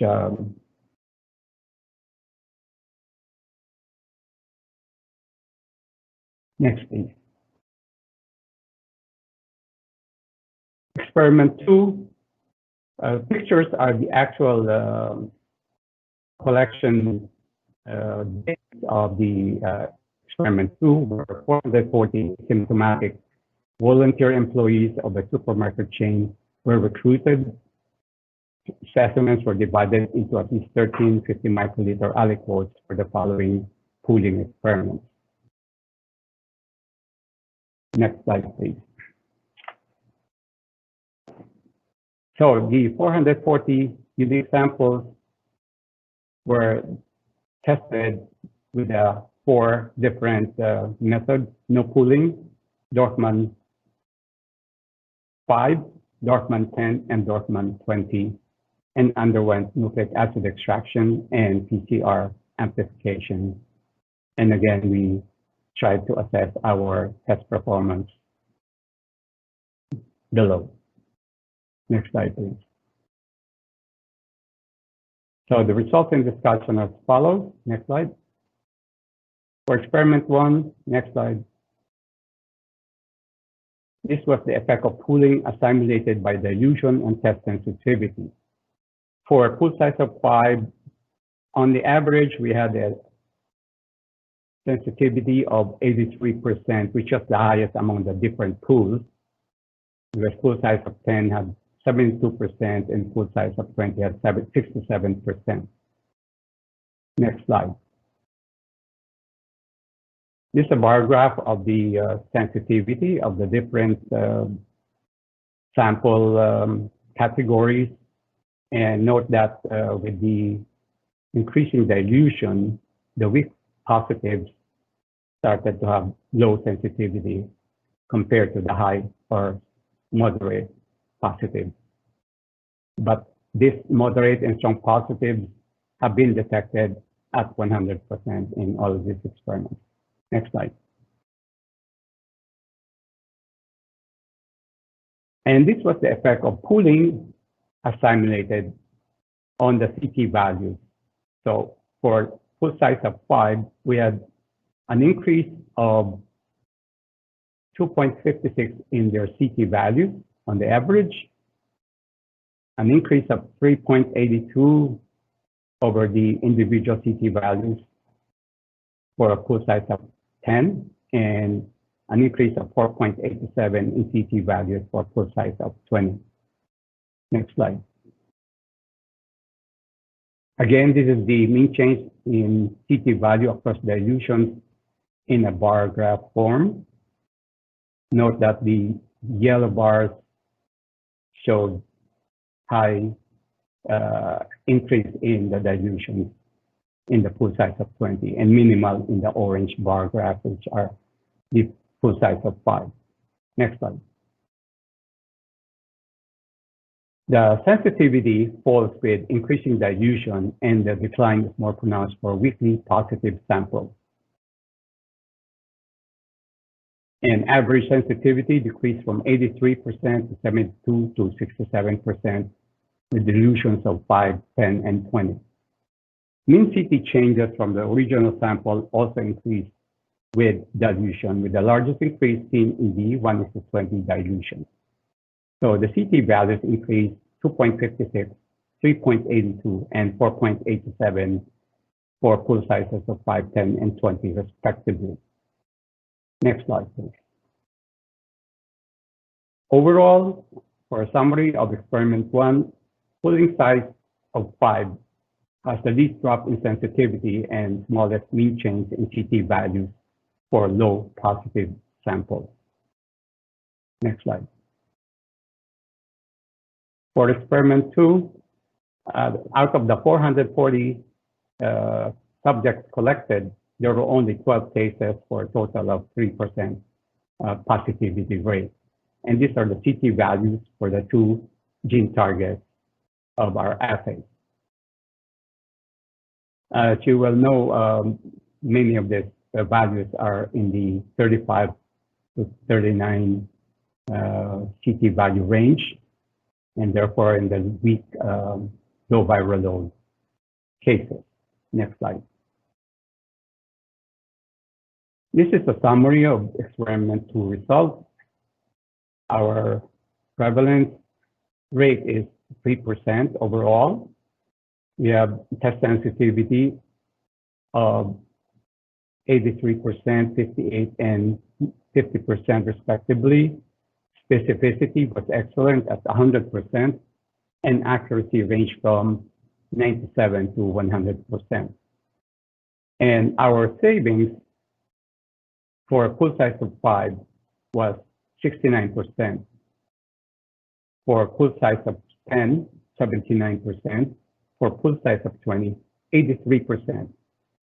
The turnaround time is better with pool size of 5, with an average of 1.09 batch runs versus 1.21 for pool size of 10 and 1.44 for pool size of 20.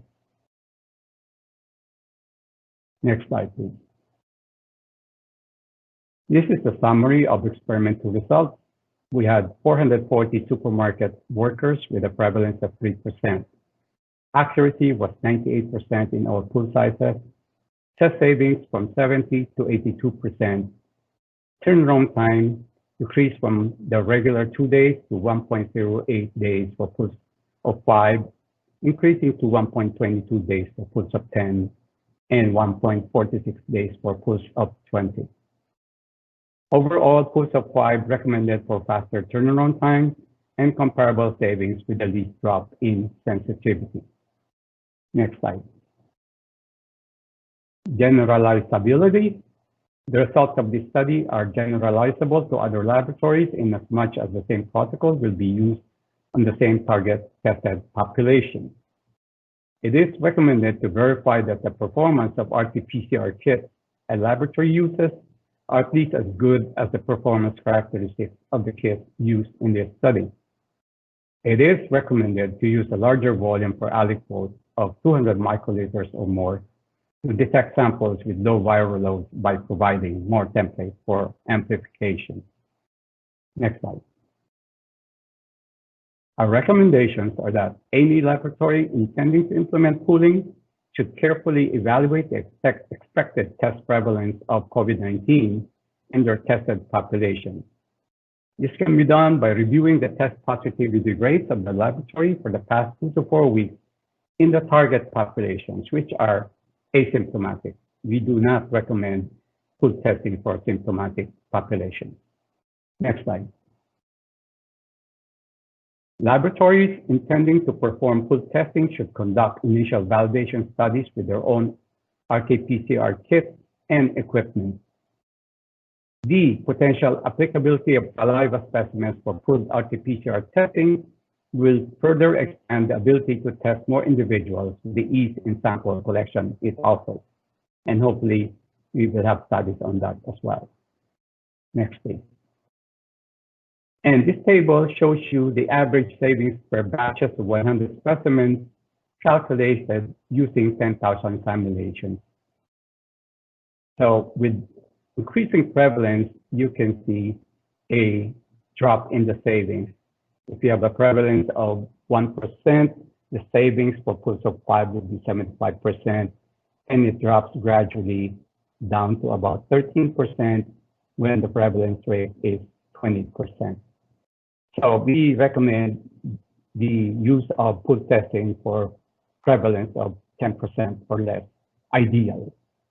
Nonetheless, you can see some amount of savings even with a higher prevalence rate. Next slide. Conclusion, pooling is a feasible strategy to further increase testing capacity and decrease costs while keeping accuracy at within acceptable levels.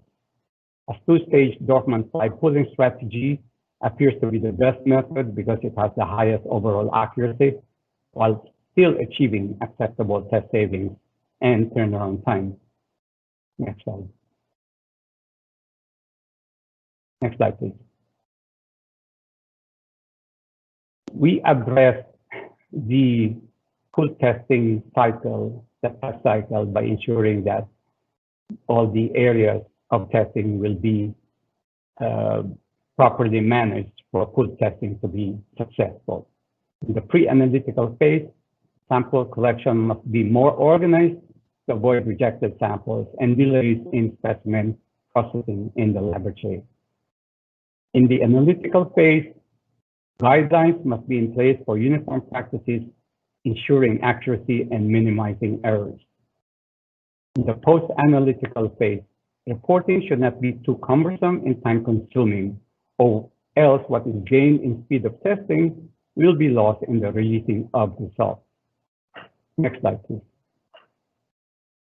In the pre-analytical phase, we address several issues. Specimen collection in its present form leaves much to be desired, with many rejected specimens and unnecessary delays in specimen processing in the lab. Solution: organized swabbing activity with electronically filled up CIFs or case investigation forms that are required for testing. 2, encoding for organizing and accessioning samples. And then labels are given to the subject for presentation to the swabber.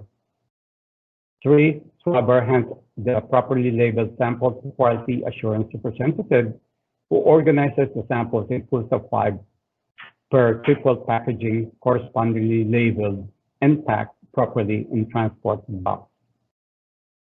Next slide. In the analytical phase, the PSP has prepared guidelines and work instructions for pool testing. The Research Institute of Tropical Medicine has proposed a validation program to qualify laboratories which intend to perform pool testing.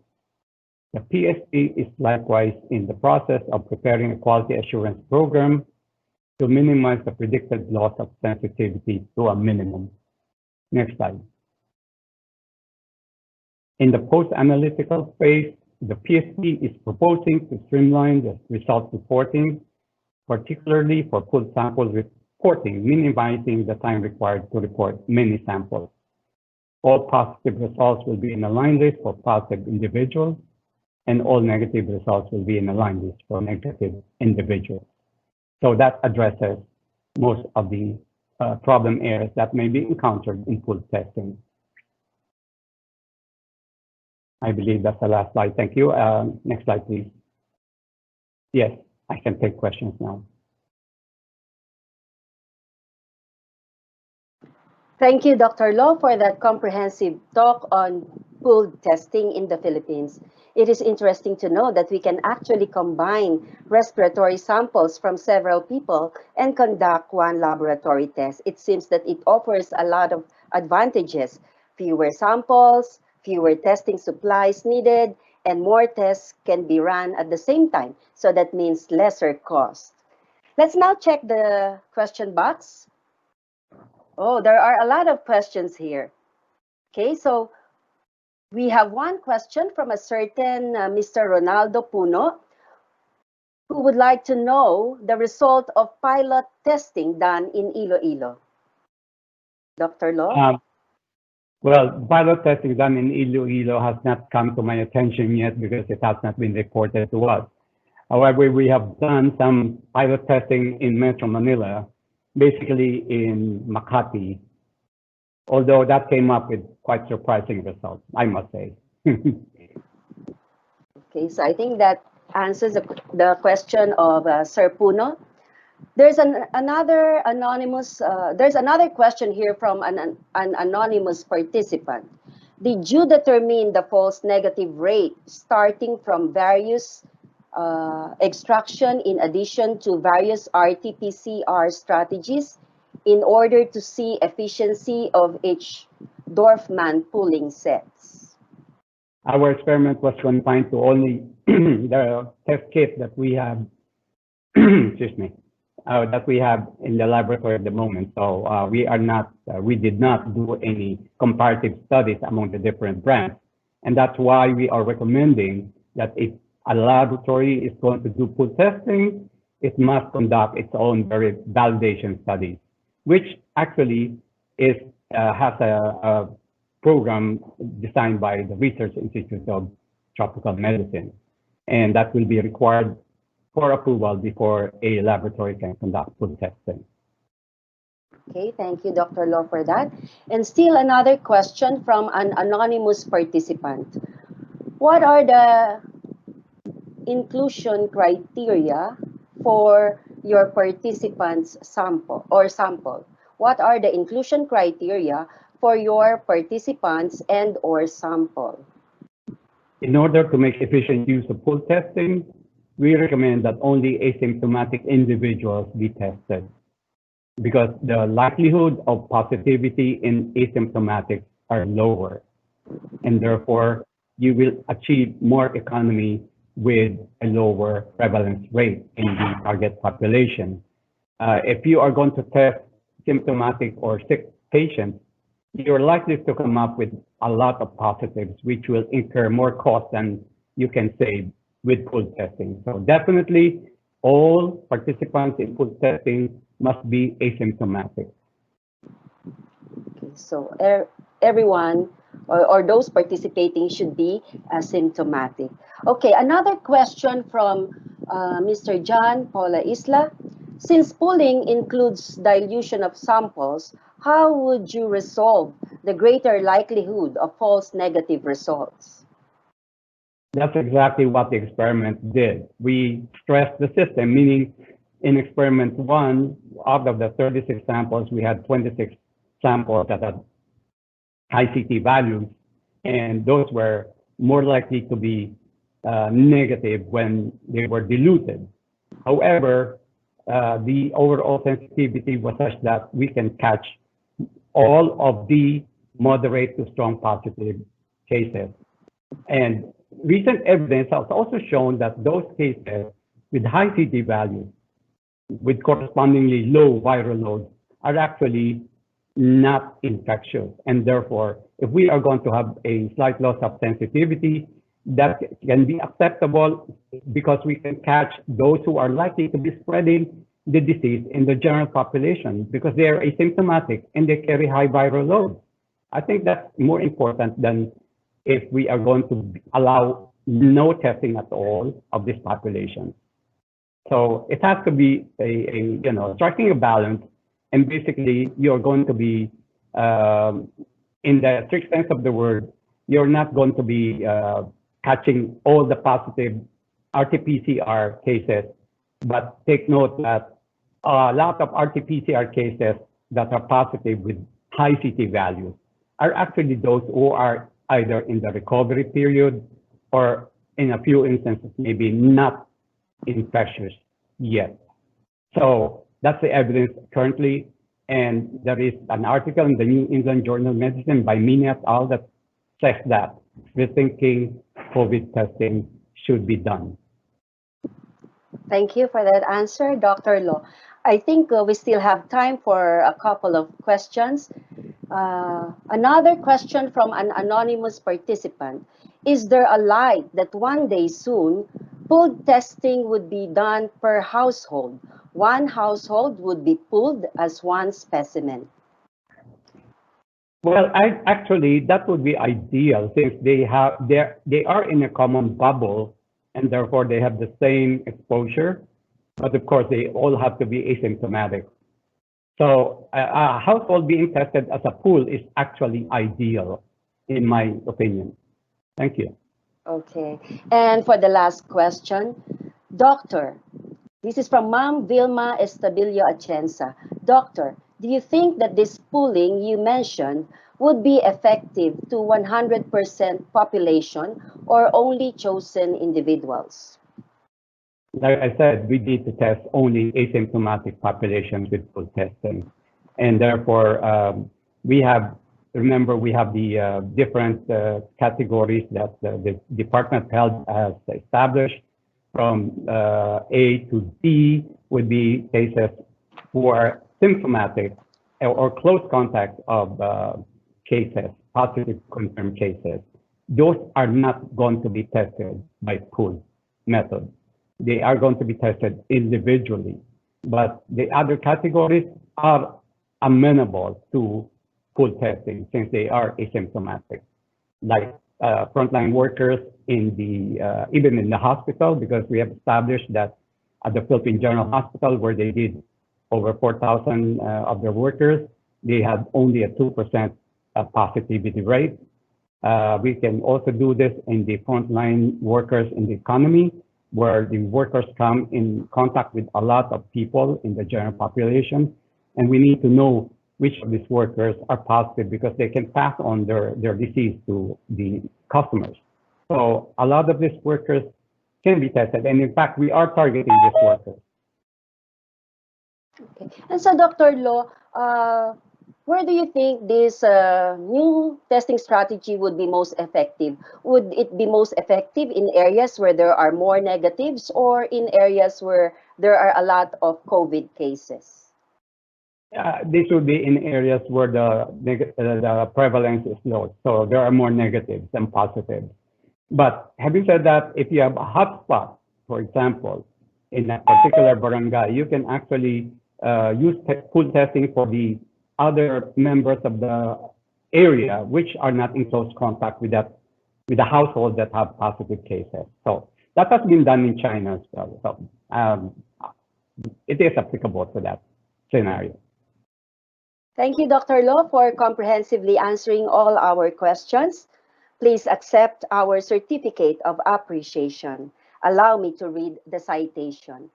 This certificate of appreciation is conferred to Raimundo W. Lo, MD, FPSP, for the invaluable knowledge imparted as resource speaker on the topic Pooled Testing for SARS-CoV-2, the Philippine Experience, during the first AAMLS International Webinar 2020, hosted by the Philippine Association of Medical Technologists, held online on October 24, 2020. Signed, Mr. Ronaldo E. Puno, RMT, MBA, President, PAMET. Signed, Eddie Ang Hansan, PhD, President, AAMLS. Once again, thank you, Dr. Lo. Thank you, Dr. Frida.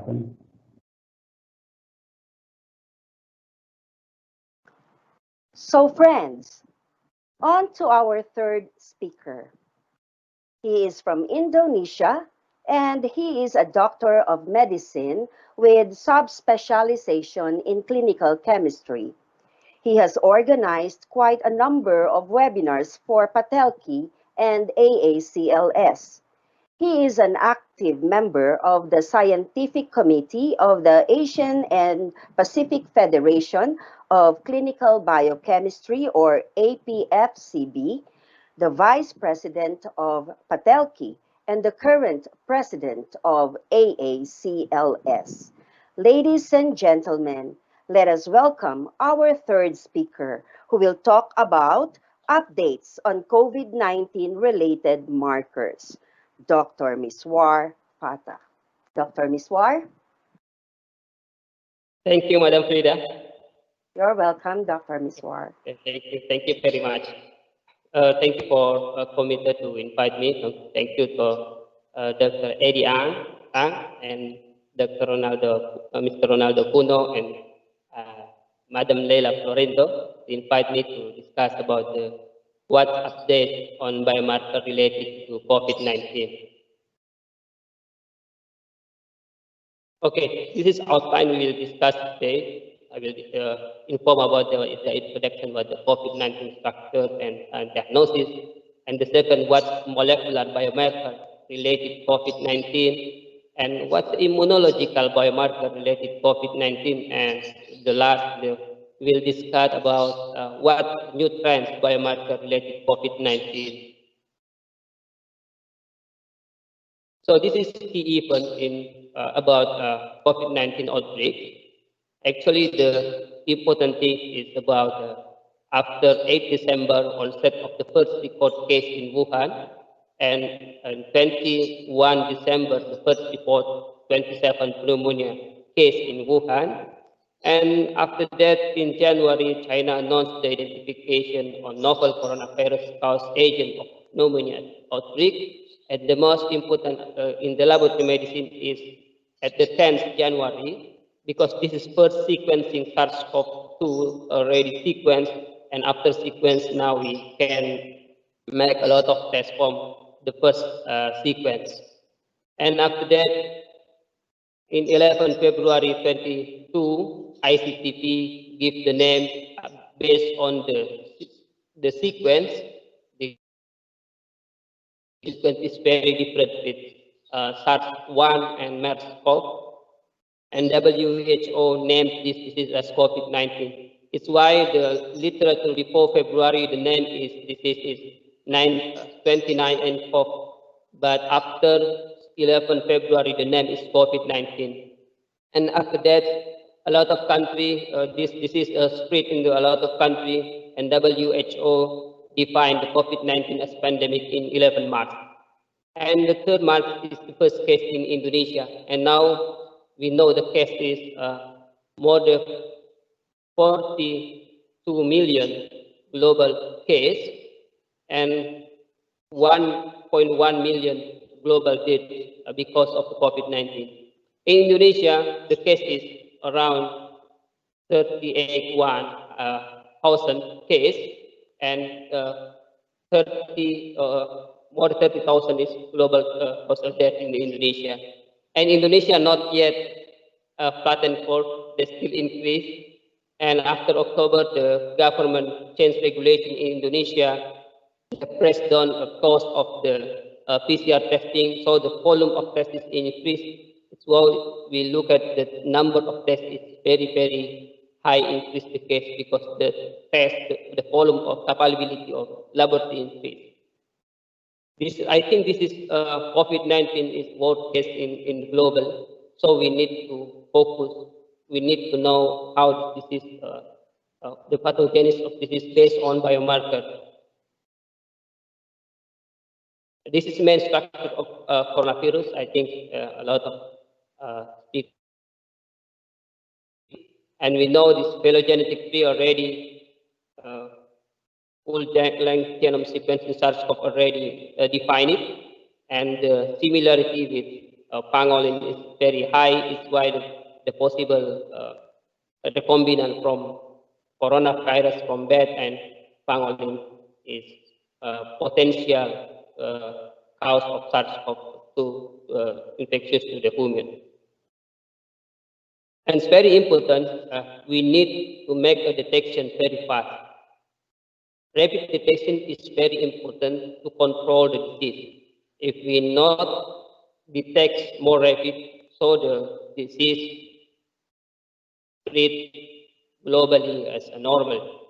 But if we can make a first test more early, so we can eradicate this disease more faster, so we can prevent of disease and not become natural. It's why laboratory testing is very important. Today's laboratory testing is very important. Impact of early reporting infectious disease is to controlling and preventing the next outbreak. 3 testing goals. This is a biomarker we can define based on testing goals. First, for diagnostic testing. For diagnostic testing is to confirm or support a clinical diagnosis of viral infection. And the second, testing for contact tracing. This is to know, to trace, to test and monitor persons that may have been in contact with infected individuals. And third, for surveillance testing, this is to limit the spread of the disease and enable public health authority to assess and manage the risk associated with COVID-19. So it's 3 different tests. Sometimes the different quality of the test is different of depend of the purpose of the test. We will discuss about what laboratory testing for COVID-19. This is I will discuss about the racing to develop COVID-19 test. First, after first case in Wuhan, now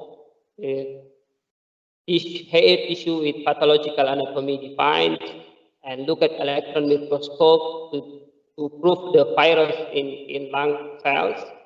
And after that, the viral in culture. After viral culture, detect with next generation sequencing at 10th January 22. After the sequence, we know if we have a sequence today, you have PCR tomorrow. After that, most laboratory develop real-time PCR, and now with LAMP and CRISPR test too. And after that, protein isolation, we can develop specific antibody.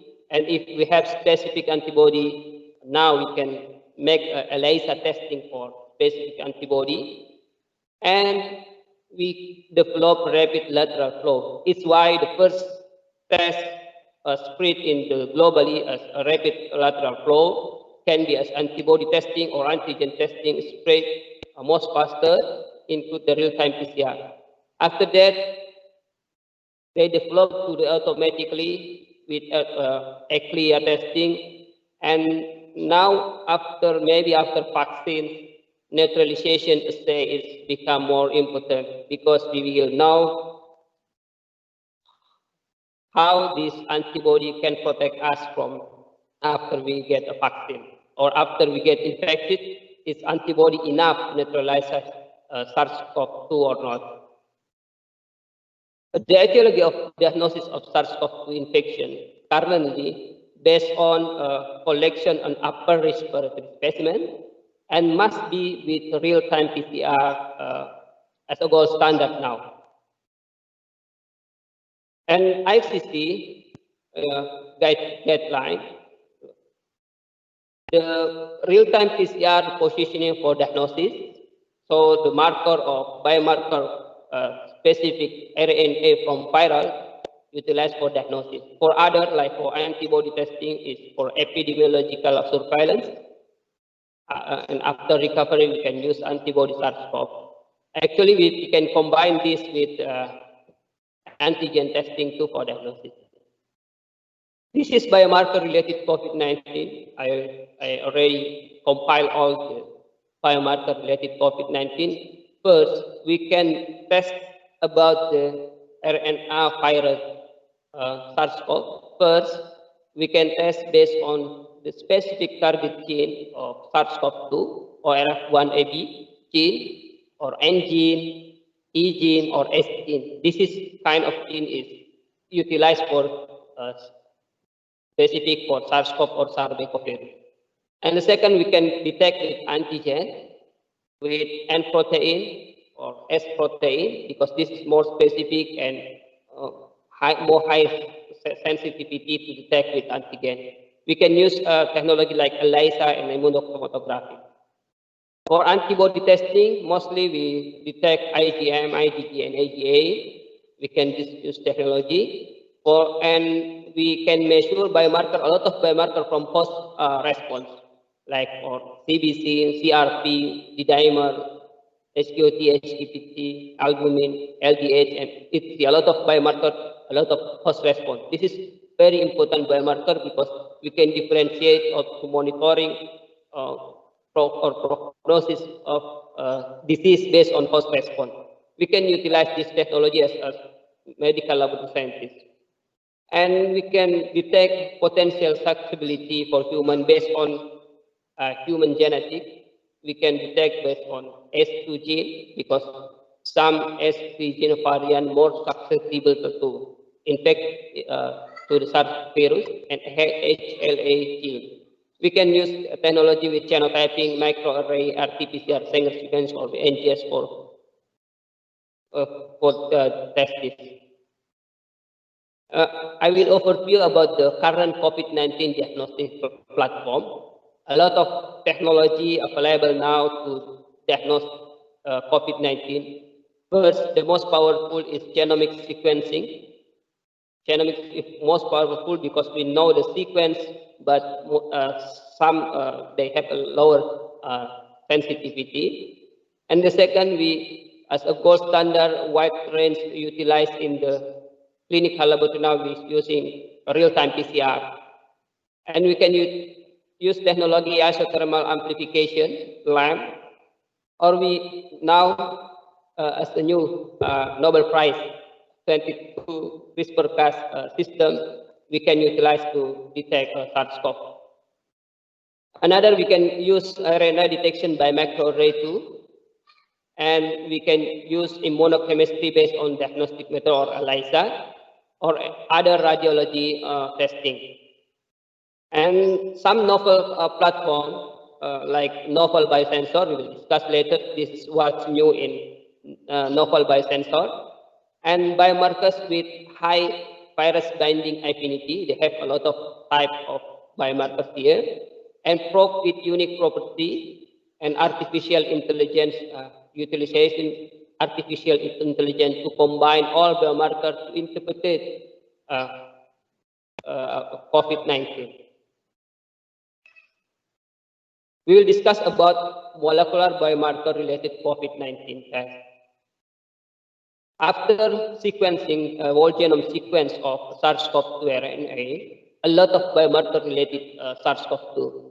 First, because based on gene SARS-CoV, OR1A is one specific target to detect SARS-CoV-2, or ORF1B include RDRP in the target gene. And some lab, producent and some lab develop gene between ORF1A and ORF1B. So they call ORF1AB, like a China CDC developed based on this target. And some countries developed by engine. This is a lot of like a CDC USA, Thailand, NIH Thailand developed based on engine. And CDC USA developed by 3 genes, N1, N2, and 3, but now only N1 and 2 they use as a target gene. Hong Kong use N-gene too.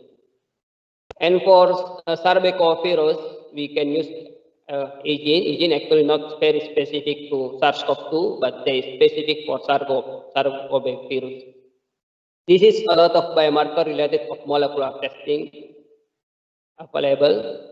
And the more important viral gene target selection is because a lot of targets, so ICC recommendation, International Federation of Clinical Chemistry, already have a recommendation about which target we can use. There is currently insufficient evidence to get a definite advantage of selecting on assay based on specific SARS-CoV-2 gene. So we can use N-gene, E-gene, RDRP gene, or ORF1AB gene. And assay for molecular diagnosis should employ minimum 2 gene targets because to minimize the risk of false negative. If we read the first recommendation, ICC recommend can be only 1 target for if they high prevalence SARS-CoV, but for lower prevalence they can we must 2 targets. But based on recommendation, the newest recommendation in the October, we look at because insufficient evidence what the target is can be as a gold standard to use. So they recommended to minimum of 2 gene target to use of diagnosis SARS-CoV-2 for real-time PCR to minimize the risk false negative. And if you look at the some producers, they utilize some producers use 2 target, 3 target to avoid the false negative. This is similar. QRT-PCR they utilize 2 targets and some lab use 3 targets, and some target use only 1 target. This is maybe important note for us based on new recommendation from ICC. And what type of sampling location recommended for patient with COVID-19? Because each biomarker very specific, depend of the location. Some marker is specific in one sample type, not specific in other sample type. Like this. For pharyngeal swab, positivity rate for SARS-CoV-2 is around 32 to 48%, and the higher in bulk and sputum is very high, but not easy to get this sample as especially for no symptoms. So mostly the first recommendation using this is combination of nasopharyngeal swab and oropharyngeal swab. For early stage, recommended using nasopharyngeal swab. If the sputum available, is better use sputum. For bulk, not recommended because this is invasive. Stool not recommended too because this correlate after recovery or follow-up. And for advanced stage, like for ICU patient, recommended is nasopharyngeal swab or bulk because this can be invasive, and sputum to detect the SARS-CoV-2 by RNA testing. And for follow-up testing, nasopharyngeal swab, sputum, or stool, we can utilize for follow-up and monitoring. And with NGS, next generation sequencing, using whole genome sequencing, now we can make a phylogenetical distinct charts, and we can differentiate the patient infectious or reinfected. Yeah. This is first case on COVID-19, reinfection confirmed based on whole genome sequencing, because the first sequence infected viral is different and with the second infection. It's why we can differentiate this is new infection, no a recurrent infection based on all the first viral. The 152 days between infection is why this is now estimate after 3 months we can reinfect it with this virus. Now we move to immunological biomarker related COVID-19. This is a lot of because it's actually part of post response.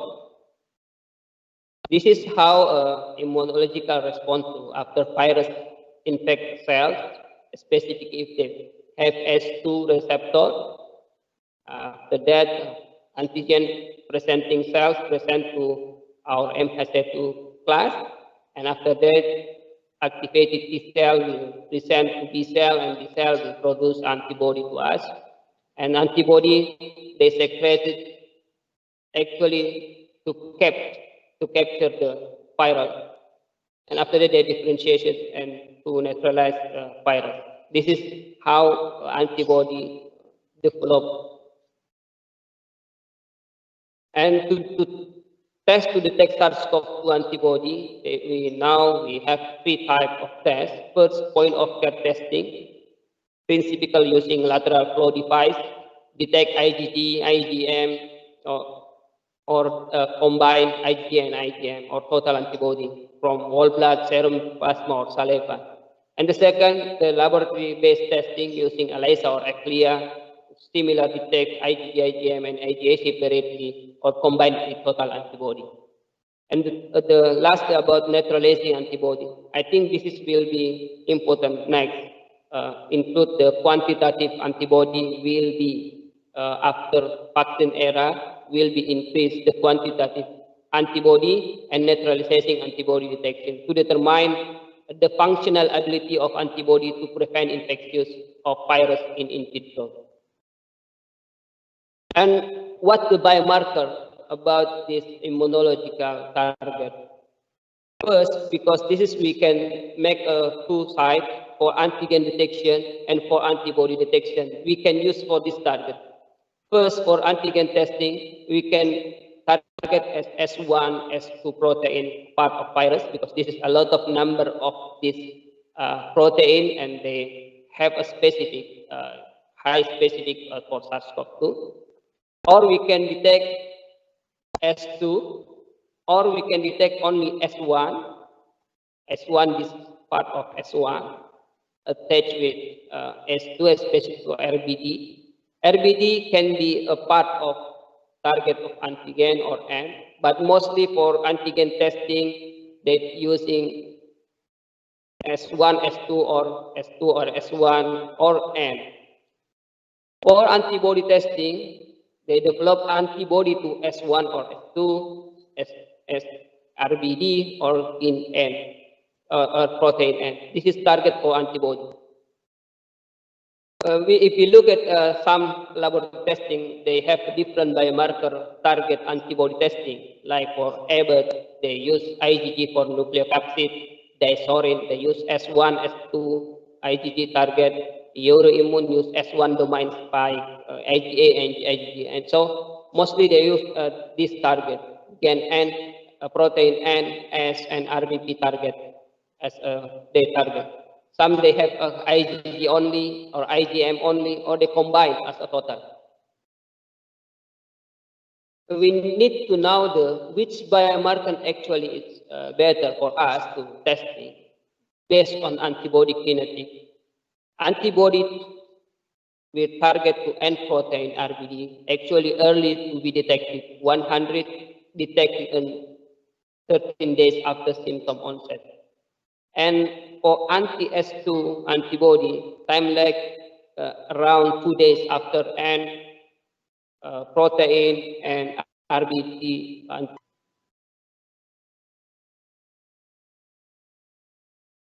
Depend what antibody targets can be potentially detected can be different because this is different based on antibody kinetic.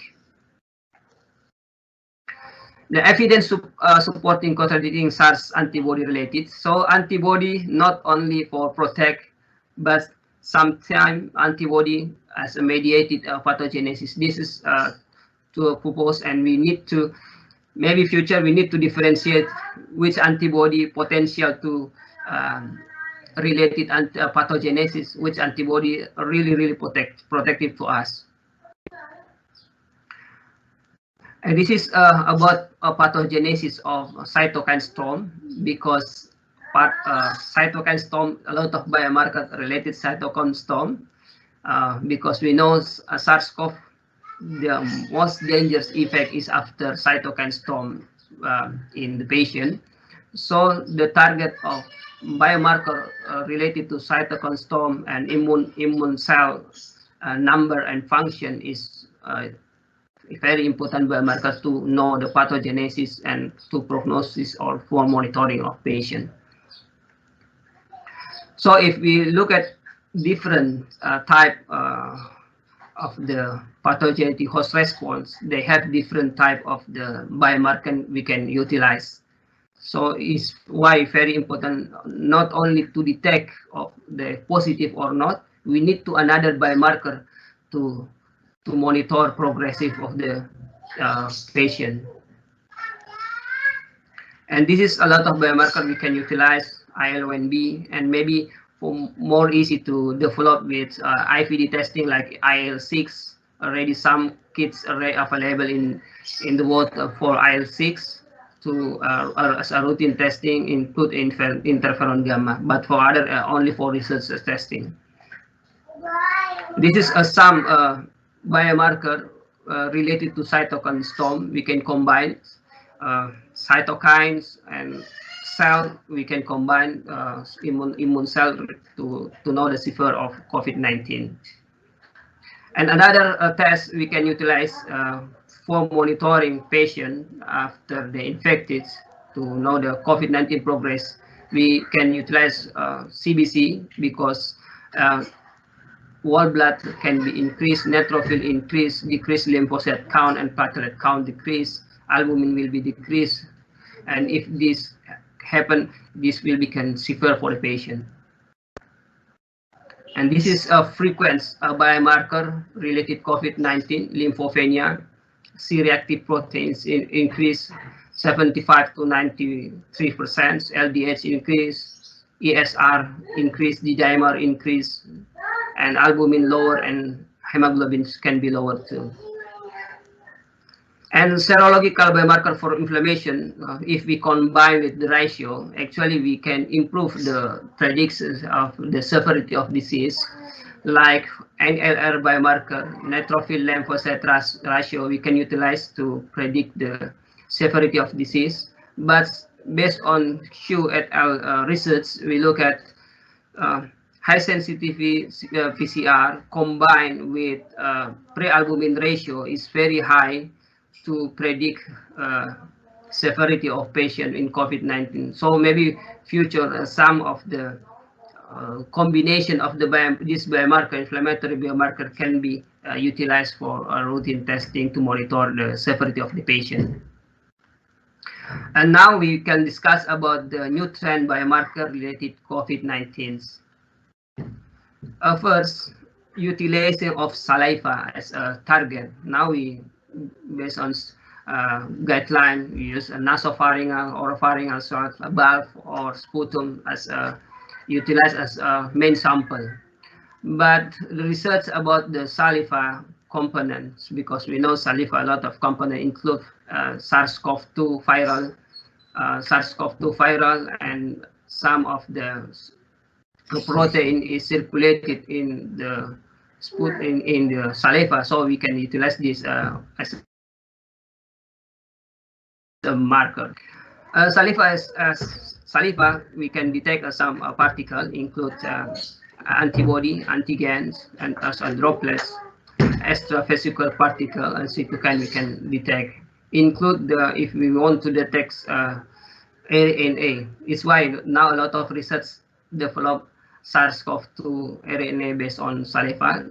This is a comparable real-time PCR with oropharyngeal compared with saliva. They have 87% patient were viral positive, and another study they show 90% and 100% drawing saliva. This is some study prove this potential utilization of saliva, but this not for diagnosis, cannot change the nasopharyngeal or pharyngeal swab, just for increase ability to take a sample with more bigger population.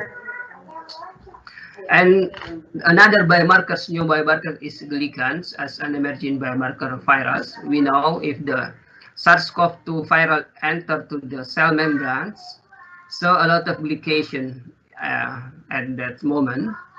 And the viral S protein, the host receptor known to be extensive glycosylation. So after they enter, so already glycosylation. And the viral S protein has recently been shown to be contained 66 glycosylation sites. So number of glycosylations, the high concentration glycosylation, we can be as part of the diagnostic tool. Some producers already developed this test to develop viral capture like this specific, like for antigen testing, specific with glycan targets. And another more important, maybe the increase the information about this now, hot topic about photalomics, breed as energy emerging frontier in lung disease, because we know in lung disease they have a lot of inflammation in the lung, so they release some volatile compound like isoprenes, once ketone, alcohol, they release in the breath, so we can detect based the changes on the breath. Actually, IFCC already have a photalomic working group. Include now they very active to make a survey to know how much utility of photalomics in COVID-19 assay. And we know a lot of photalomic. We can utilize some technology like for GCMS, another technology to detect volatile compounds. This is one study they can separate, differentiate with patient with pulmonary artery disease, and this is utilized for COVID-19. They combine several compounds like for ethyl butanoyl, acetone to differentiate the what breeds profile for patient with COVID-19 or not. So this is some target they utilize. This is a breed test analysis for SARS-CoV-2 already in the world. Nanosend from Israel already now under develop, and Canary Health Technology in USA, in Genos in University Gajah Mada in Indonesia, they developed this test too under now under diagnostic test. Tokuhu University and Precision Equipment Marker Shimatsu developed for breed tests for specific for SARS-CoV-2, deep sensing algorithm from Finland, and the Cleveland Clinic developed this test too. What they use as a target, actually different technology, they use different target, but mostly they use a volatile organic compound like propanol 1 gamma, propanol 2 gamma, ethyl butanoate, acetonol, propanol, butyl hydrate, acetaldehyde as a new target biomarker. So in the COVID-19, we look at a lot of new biomarker related COVID-19. And COVID sniffing dogs in the iPod, we look at the increase the utility. Actually, this is similar with a volatile organic compound with photalomic, but they use a dog as a sensor. We look at it in Finland, in UK, in German, and Uni Emirate Arab. They utilize, they train their dog to sniffing coffee. And if we combine all technology for biomarker to detect technology, actually we have a viral genome with NGS. We can detect viral RNA testing with PCR. We can detect viral RNA using CRISPR, ISO, amplification, isothermal amplification, serological antibody, and viral antigen test.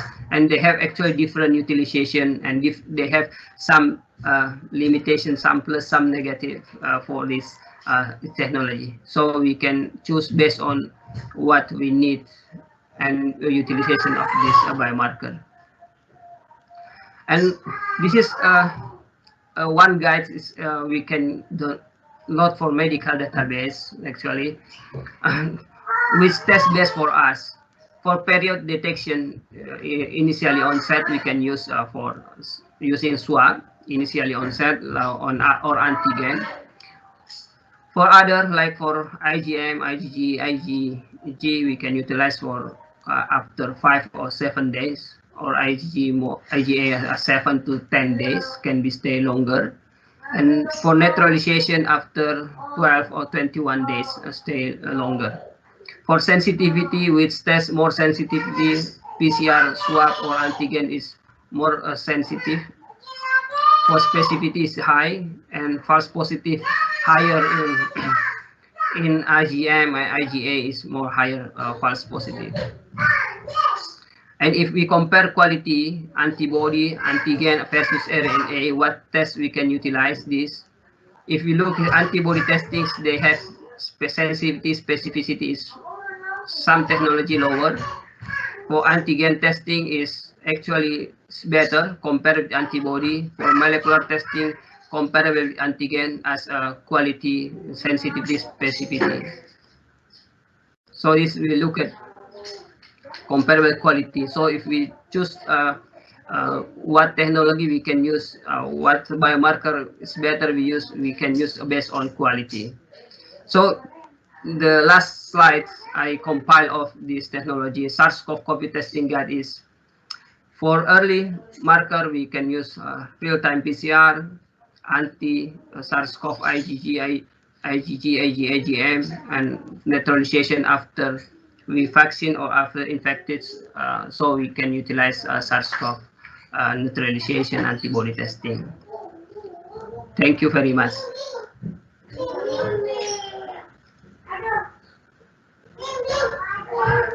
Thank you very much, Dr. Miswar, for that very informative presentation. Well, I agree with you. These biomarkers are really a treasure trove of information, which laboratory medicine can definitely pick up and follow in order to detect COVID-19 infection. It's now time for us to entertain some questions from our participants. Okay, we have one question from an anonymous participant. How does Indonesia cope with the imposed biomarkers, and what are the impacts? Okay, thank you.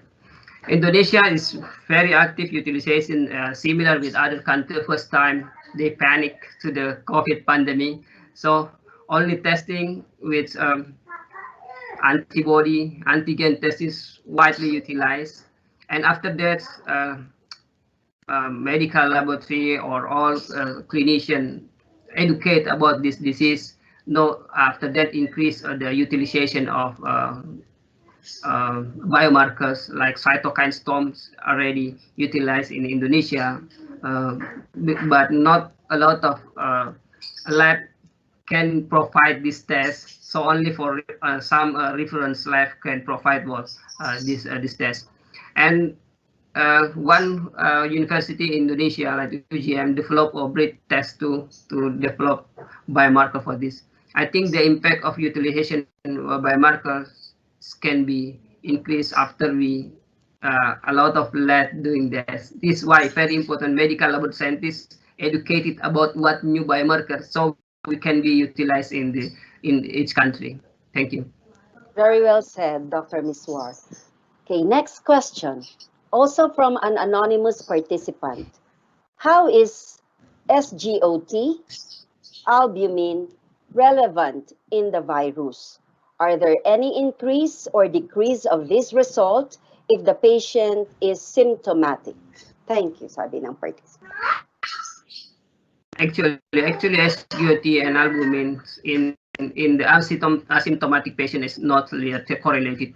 But this is very important to monitor after infected patient, because some after multi-organ damage, mostly SGOT will increase because a lot of cell lysis, so the enzyme SGOT will increase. And if they have utilization albumin, because it can be lower after the infected virus too. Okay. And well, there is a question from Ma'am Sheila De Jesus. Do you think that a biomarker to differentiate reinfection versus risk of recurrence is warranted? And if so, which among the genes can be targeted? Okay, because we know not all patients already sequenced for its first infection and the second infection. We need to sequence based. Not yet until now, not available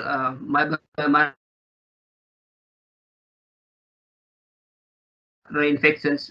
Only sequencing can do that. So if we make a sequencing, we can do that. But for other specific target, we cannot define that. Okay. I think each country or they need to sequence what type of SARS-CoV-2 spread in each country or in each region, so we can now, after they go to another country, like similar what I informed, after they go to another country, we know what specific type in virus in that country, and they back we can retest with sequencing for specific target for in that country, spread SARS-CoV spread in that country. Okay, so that's sequencing. Thank you, Dr. Yes, Miswar. sequencing. Yes. Okay. So we can entertain two more questions. For Dr. Miswar Fatah, this is from Mr. Mike Iganya of the Department of Health Central Visayas. Do we have a special standard operating procedure for laboratories performing routine stool examination, given that stool have a positivity rate of 29%? Okay, for stools, actually more recommended for children. Specific is sometimes it's very difficult to get a sample or after we doing swab to the children, they can become a lower, not in upper respiratory system. They can be lower, so not easy to detect in children or baby to detect the SARS-CoV-2 by nasopharyngeal or pharyngeal swab is why some country they recommended using stool as operating procedure laboratories as a standard to using stool testing. But we need to validate it first. How to extract the standard they extract the stool samples, because not all lab can do this. So you need to implement standard operation procedure in your laboratory to routine examination for stool testing. Okay. And thank you, Dr. Miswar, for that. And then this will be the last question. With many emerging kits from rapid to immunoassays from different countries, how can the integrity of these kits be ensured in line with existence of different biomarkers? Okay, if you want to look at the what's emerging kit in rapid immunoassay, actually one database is very complete, FindDX. You can visit that database and you can look at what's biomarker actually they have good sensitivity and specificity, and that's the database, because they already compiled some they do in their system or their group to doing the which best sensitivity, specificity, what kit to ensure what kit we can utilize. So I recommend it you compare based on journals, because some journal already compared of the quality of the kit, and find the X already compiled of that database. Or you can look at the FDA, because FDA already to release some will include not only for immunoassay but include for PCR testing. They already compile of that, so we can go to that database to ensure the quality of the kits. Okay. Thank you, Dr. Miswar, for answering all of these questions. Let us now proceed to the awarding of the Certificate of Appreciation. Please allow me to read the citation once again. This Certificate of Appreciation is conferred to Dr. Miswar Fata for the invaluable knowledge imparted as resource speaker on the topic updates on COVID-19 related markers during the first AAMLS International Webinar 2020, hosted by the Philippine Association of Medical Technologists, held online on October 24, 2020. Signed, Mr. Ronaldo E. Puno, RMT, MBAH, President, PAMET. Signed, Mr. Eddie Ang Hansan, PhD, President, AAMLS. Thank you, Dr. Miswar Fata. Thank you, Maria. And now, it is time for me to introduce our last speaker for this morning. She is an associate professor of the Royal Catholic Pontifical University of Santo Tomas, Philippines. She is a recipient of the Crisanto Almario Research Award given by PAMET in 2015, a postdoctoral fellowship awardee of the ASEAN-US Science and Technology Fellow Pilot Program in 2018. Our speaker is also a national finalist in the ASEAN-US Science Prize for Women. Her profound interest in diabetes research makes Dr. Maria Ruth Pineda-Cortel definitely one of the best persons to talk about the impact of COVID-19 on research. Ladies and gentlemen, let us listen to the audiovisual presentation of Dr. Maria Ruth Pineda-Cortel. Is my audio clear now? Yes, your audio is clear. We can hear you clearly. So this will be the outline of my discussion, basic facts about COVID-19, and then we proceed with the main topic, which is the impact of COVID-19 on research. And then last would be how do we conduct research in times of COVID. So first, what is COVID-19? Although it has already been mentioned by previous speakers, it's coronavirus disease 2019, previously known as the 2019 novel coronavirus or nCoV, which is caused by COVID-19 virus. It was said to be originated from Wuhan, China in December 2019. So how does it spread? Mainly through respiratory droplets produced when an infected person coughs, sneezes, or talks.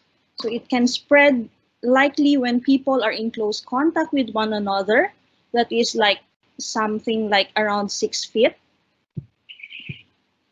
Then signs and symptoms of COVID-19 are the following, which may appear 2 to 14 days after exposure to the virus, such as trouble in breathing, persistent pain or pressure in the chest, confusion, inability to wake or stay awake, and sometimes persons may have bluish lips or face. So other important tips for avoiding or preventing the spread of COVID-19 would be avoiding close contact with sick people, covering mouth and nose when coughing and sneezing, avoiding touching the face, disinfecting surroundings regularly. However, these simple tips are very difficult to follow. That's why I will be putting here some more important and helpful tips that we should follow. First, be cautious and careful. That is not because you know the person, it is already safe to be in close contact with him or her. Second would be observant and alert. That is, we need to observe every people around us who comes in close contact to us and who is sick and not wearing personal protective equipment. Third is be obedient. Follow rules and regulations. Fourth would be monitor your health daily. So we need to have our personal logbook of our health condition and of our whereabouts.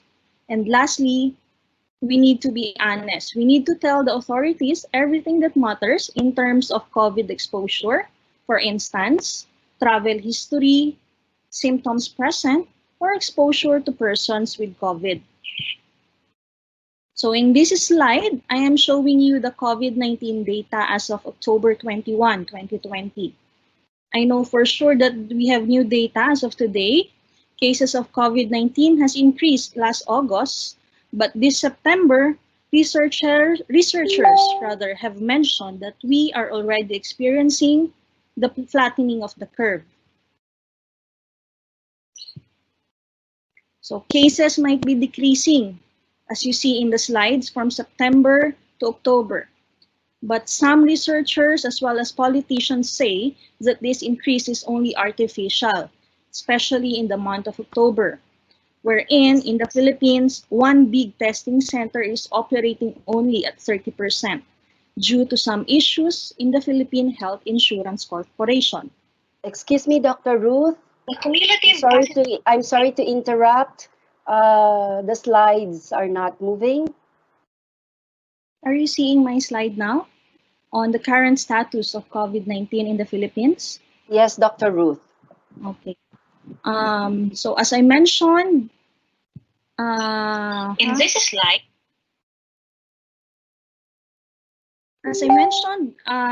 researchers as well as politicians say that the decrease in the COVID-19 cases in the Philippines, especially in the month of October, is artificial. This is because one big testing center in the Philippines is operating only at 30% due to some issues in the Philippine Health Insurance Corporation. So worldwide, this is our present status, about 40 million cases. Additional cases as of yesterday is 225,000. And then in terms of looking the regions, we can see that the highest cases is seen in the America, followed by Southeast Asia, Europe, Eastern Mediterranean, Africa, and Western Pacific. So with the increase of COVID-19 cases, we know that it has affected a lot of sectors in our society. So sectors impacted by COVID-19 include, but not limited to, the following. So we have consumer packaged goods and retail, transportation, travel industry, leisure, wealth management, property development, construction, education, economy, and among others. There are no proof needed, but the most affected sector here is the healthcare industry. That includes the hospitals, laboratories, or laboratorians, analysts, diagnostics, and therapeutics, and undoubtedly the health sector. So emphasis is given here in the impact of COVID-19 to employment, education, and research. So according to the Department of Labor and Employment, COVID-19 affected more than 111,000 Filipino workers. 30,796 workers have actually been displaced after suspending around 600 establishments. Similarly, great effect of COVID-19 was observed in education industry. Temporary school closures affected billions of students and teachers and employees. This has caused loss of learning and adjusted schooling. Children do not have an opportunity to learn, and there is, of course, a possibility that children may forget what they had learned. So moreover, 123 countries closing schools impacted about 1 billion learners. So another impact of COVID-19 in education is the change in teaching strategies. That is, schools may be open and operational, but adjustments should be made in terms of learning strategies. So face-to-face learning is prohibited, and the use of the so-called virtual learning or online learning is recommended. Despite of being prepared to conduct virtual education, still there really is a big difference in terms of learning and application between face-to-face learning and virtual education. So here, I have summarized here some of the impacts of COVID-19 in education. For instance, the loss of income for the owners of the schools, and most importantly, the impact of COVID-19 to our students.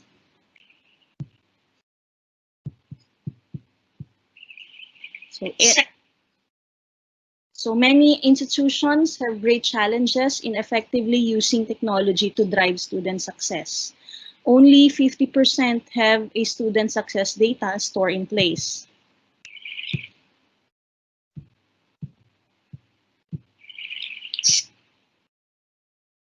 So 92% of university presidents are most concerned about the mental health of their students as well as of their staff. Okay, similarly, COVID-19 has impacted research. These are the different scenarios faced by researchers because of COVID-19. And these are the questions that need to be answered to refocus the minds and works of the researchers. First scenario is the laboratory might be open and operating normally. 33.3% are concerned actually that their lab will close in the next few days. Second scenario is laboratory is closed, but the researcher is able to continue his research remotely.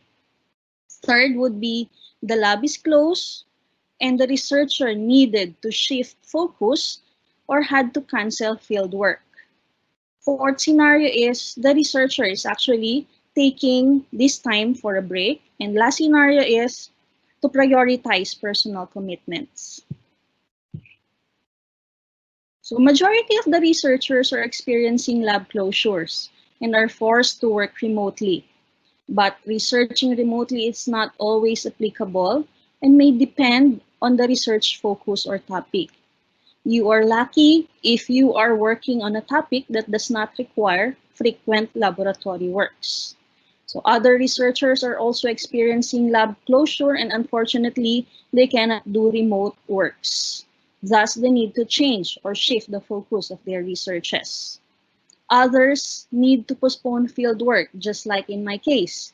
We cannot perform field works because hospital exposure is not safe for the research team as well as to our potential respondents. Others cannot do anything but to rest and to take a break. So very few are actually lucky as they can continue working in their laboratories and everything is operating normally.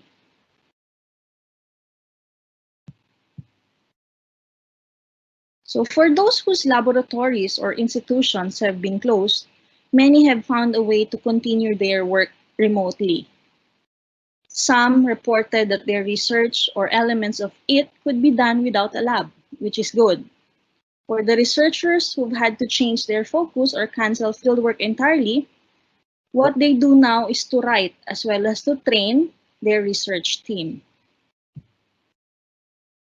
So because of the impact of COVID-19 to research, COVID-19 poses new institutional responsibilities and challenges, including the need to ensure continuity of ongoing clinical research, increase COVID-19 related research, ensure safety of employees and students, enforce social distancing measures, ensure continuing the education of undergraduates and graduate students, restrict non-essential, non-COVID-19 research activities, and maintain required animal care resources. As with the investigator or researcher side, investigators have employed multiple approaches to cope with on-site laboratory restrictions and shutdowns. Researchers have maintained critical research activities, continued with submission of publications, tried to balance work and family responsibilities, initiated or collaborated with COVID-19 related research, ensured limited on-site lab staffing, engaged in remote research opportunities, maintained regular and frequent communication with trainees and coworkers, and continued to plan and write research grants. So from this, we can see that the most affected type or activity of research during this pandemic period are those that require wet laboratory works, field works, and patient recruitment. So the difference between wet lab and dry lab is presented here. Obviously, wet laboratory works would require researchers to come to their laboratories and perform the experiments. Unlike in dry laboratory, researches can be done at home. With this obvious reason, wet lab researches are greatly affected by COVID-19. As in terms of researchers requiring field works, these are the different activities we do when we conduct field works in research. So we collect specimens, for instance, human specimens, plant materials, animal materials, and other substances on site. We may also gather data like environmental data, climate data, diseases, surveys, and questionnaires, which cannot be done virtually. Again, for obvious reasons, because of the pandemic, these activities are not allowed and may have some limitations. Similarly, researches such as those that perform clinical trials and patient recruitment are greatly affected by the pandemic. These researches require exposure to other people and the need to go to hospitals or study sites. For instance, in my current study now on gestational diabetes mellitus, where we need to recruit pregnant women from hospitals, we have to postpone such activity as it may expose my research team as well as the respondents to potential risks and hazards. Yes, postponing such activity in my research is a big problem because as we postpone it, our pregnant women respondents may have already have given birth by the time recruitment resumes, which would mean that we need to look for new respondents. So despite of this, COVID-19 has some positive effects or impacts on research. So COVID-19 has been a widespread research topic to researchers. It also has become pandemic to researchers as a topic. So when you type in keywords such as coronavirus 19, COVID-19, coronavirus, or simply COVID in the browser, we will be seeing numerous researches done over the 9 or 10-month period of COVID pandemic. So COVID-19 actually opens new areas of research. So COVID-19 related medical research is booming for reasons obvious and urgent. So first is vaccine development research. So when designing a vaccine, the following should be identified: antigen, adjuvant, nanoparticle or the nanocarrier, and the device or the delivery strategy. So as of June 2020, around 157 vaccine candidates are undergoing development by academic laboratories and industry. So COVID-19 vaccine candidates include live attenuated vaccines, inactivated vaccines, subunit vaccines, virus-like particles, viral vectors, DNA and RNA vaccines, and as of today, around 6 vaccine candidates have entered clinical testing. So traditional vaccine development pathway takes a lot of time. But for COVID-19, the pace is quite fast because the genome and structural information of COVID is made available, including prior knowledge of the role of the spike protein in coronavirus pathogenesis and evidence that neutralizing antibody against the spike protein is important for immunity. So a second good topic for research is the development of medications and or of therapy.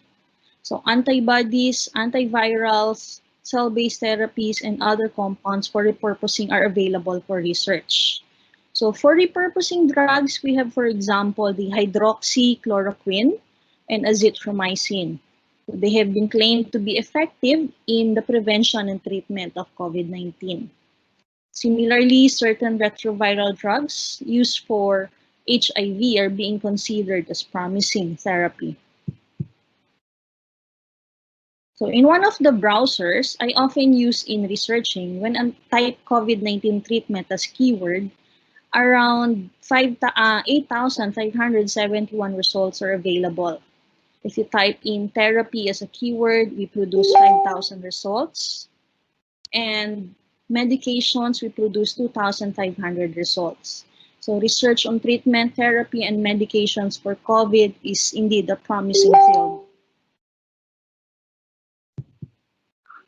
So aside from the mentioned repurposed drugs in the previous slide, transfusion-related treatments are also being utilized. As the epidemic is still ongoing, although little information is available regarding the status of the immune system after 2019 COVID infection, we have the following possible treatment that we can use: convalescent plasma therapy, the use of plasmapheresis technique, and the use of mesenchymal stem cell. So convalescent plasma therapy, this is plasma collected from patients who recovered from COVID-19. They said this is most effective in patients with high viral titer. However, it may aggravate lung injury in patients with multiple organ failure, and they may experience severe adverse reactions to blood transfusion. So they should not be infused. So patients should be infused with this plasma early in the course of the disease, when the body has not yet produced immunoglobulin G or IgG antibodies.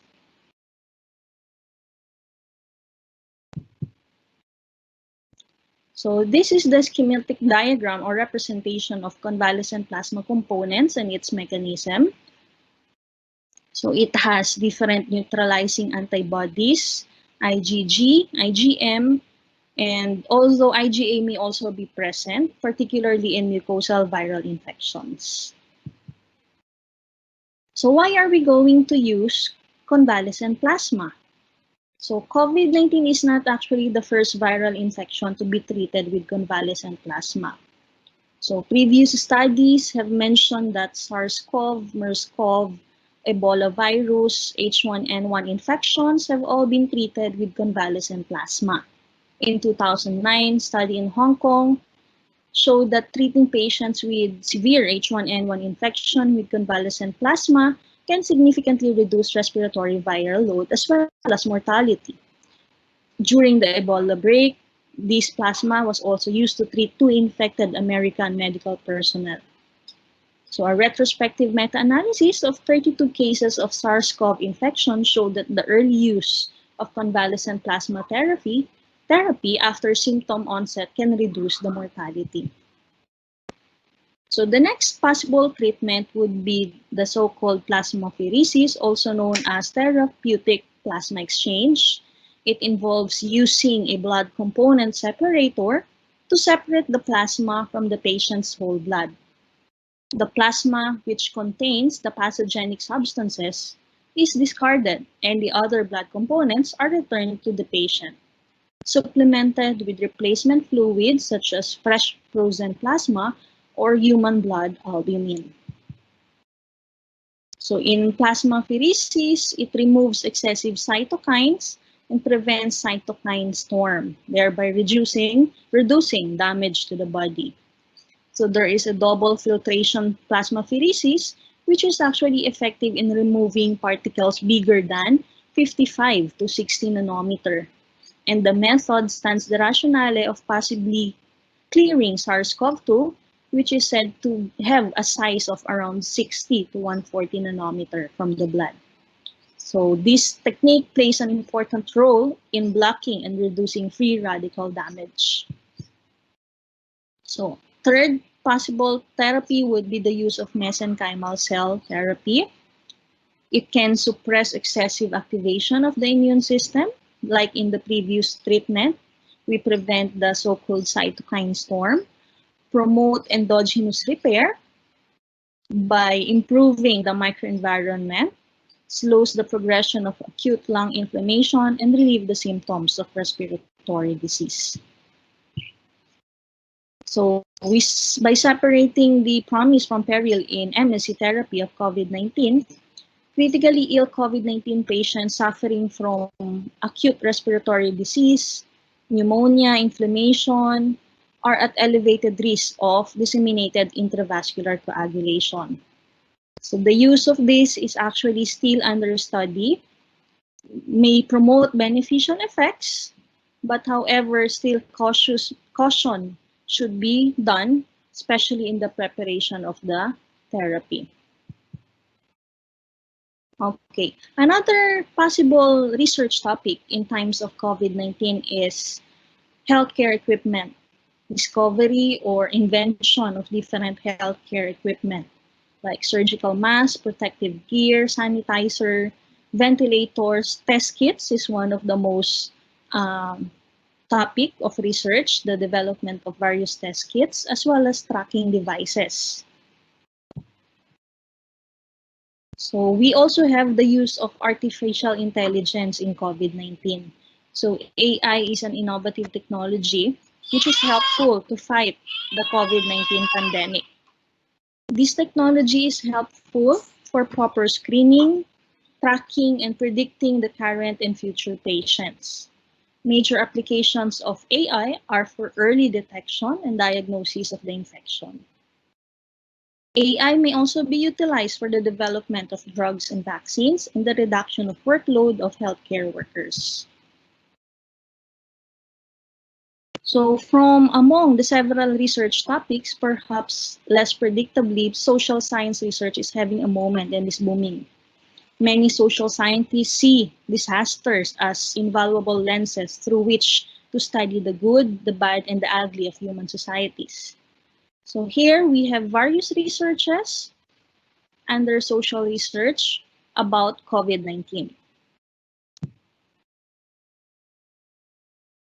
So sample disaster research are the following: what motivates people to wear masks, the effects of social isolation on children and the elderly, infection rates among the incarcerated, risk assessment issues, inequality concerns, food insecurity, shifting public opinions and behavior, and the study on the new normal. So other areas of research in times of COVID are the following. So we can perform researches on economy, environment, psychiatric and mental health, public health policies, and biological warfare. So how are we going to conduct research in times of COVID-19? So this actually depends on the laws in each country as well as institutional policies. So where do we conduct research? Could be in the institution, could be in the community, could be at home. But all of these sites of research have some advantages and disadvantages. Working in the institution and community will actually need to monitor the safety of the workers or the researchers, also the need to get permit to work, and observe the following: social distancing and wearing of personal protective equipment. Some researchers may also have problems in transportation. Working at home is good, however, it has limitations and also would require internet connectivity, an office at home, and some gadgets. And as mentioned, we will be having limited research topic if we do research work at home. So a home should be a sanctum where no workplace issues are brought in, a place where you can relax and unwind, So before, our rule at home is we cannot bring work at home. But now, because of COVID-19, all works are done at home. So everything, education, some researches, and some industries are performing works from home. So we have some advantages of working from home, such as flexible schedule, customized environment, cozy clothes. Sometimes you can wear only the upper part, a good formal upper clothing, and then the lower clothing may be not so formal. Easier to make calls, knock off weekend to-dos, and among others. It also saves money when working from home because we don't need to go to the office, and there is zero commuting. However, there are some disadvantages of working from home also. Sometimes we lack willpower when we are at home. Sticking to a routine, sometimes we miss important calls, and sometimes we are having some difficulty working because of boredom. We work slowly, and because our bosses are not at our home, we fail to work properly and efficiently. So as the COVID-19 shuts down laboratories across the globe, funders and institutions must step up to support scientists and ensure the healthy future of research. So in the era of pandemics, there is a need to continue research activity while keeping research participants and staff safe. So why do we need to pursue research despite the and in spite of the pandemic? So aligning research activities with remotely conducted research methodology has the potential benefits of reducing time and cost for conducting the study. So in this time of crisis, when economic uncertainty reigns, questioning why it is crucial to continue research is warranted. So the answer lies in the commitment of the researchers to use their collective wealth of knowledge and skills set to contribute to ending the pandemic. So for me, research is actually a way of life. There is always a way to continue research even at home or even remotely. So with this, thank you very much.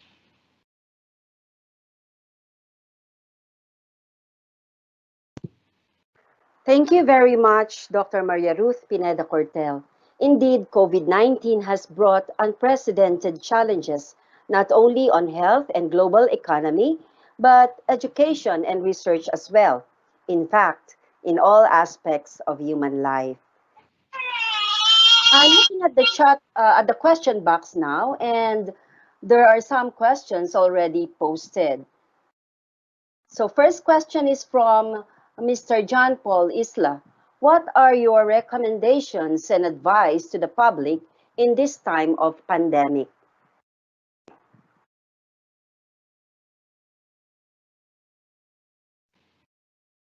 Excuse me, Dr. Ruth, I think you are muted.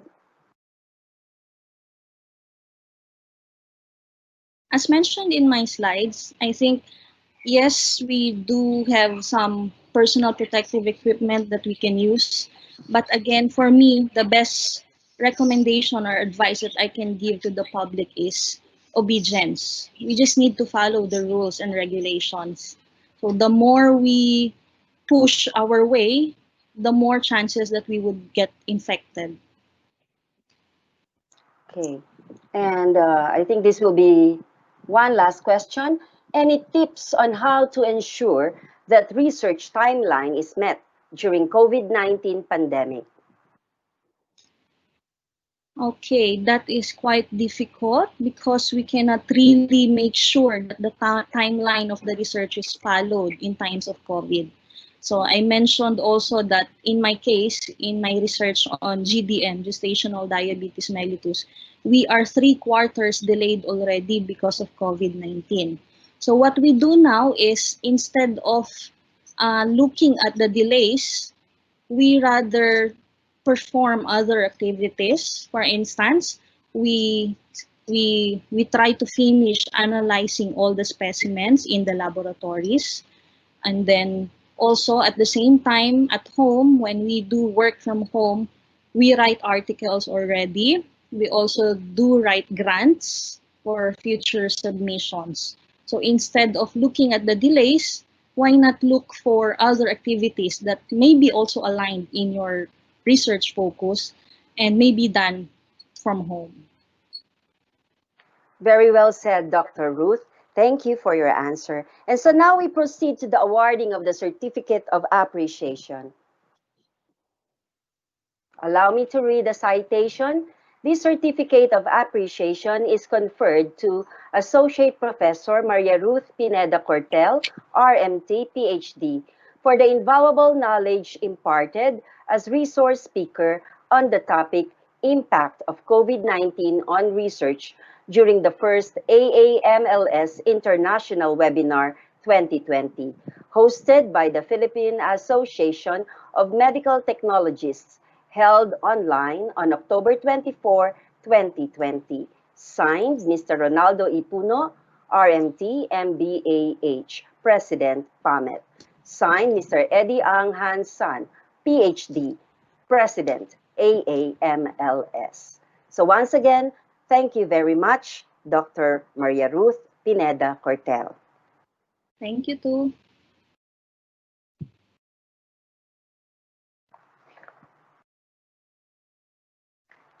At this point, may I invite everyone to give our speakers a warm round of virtual applause.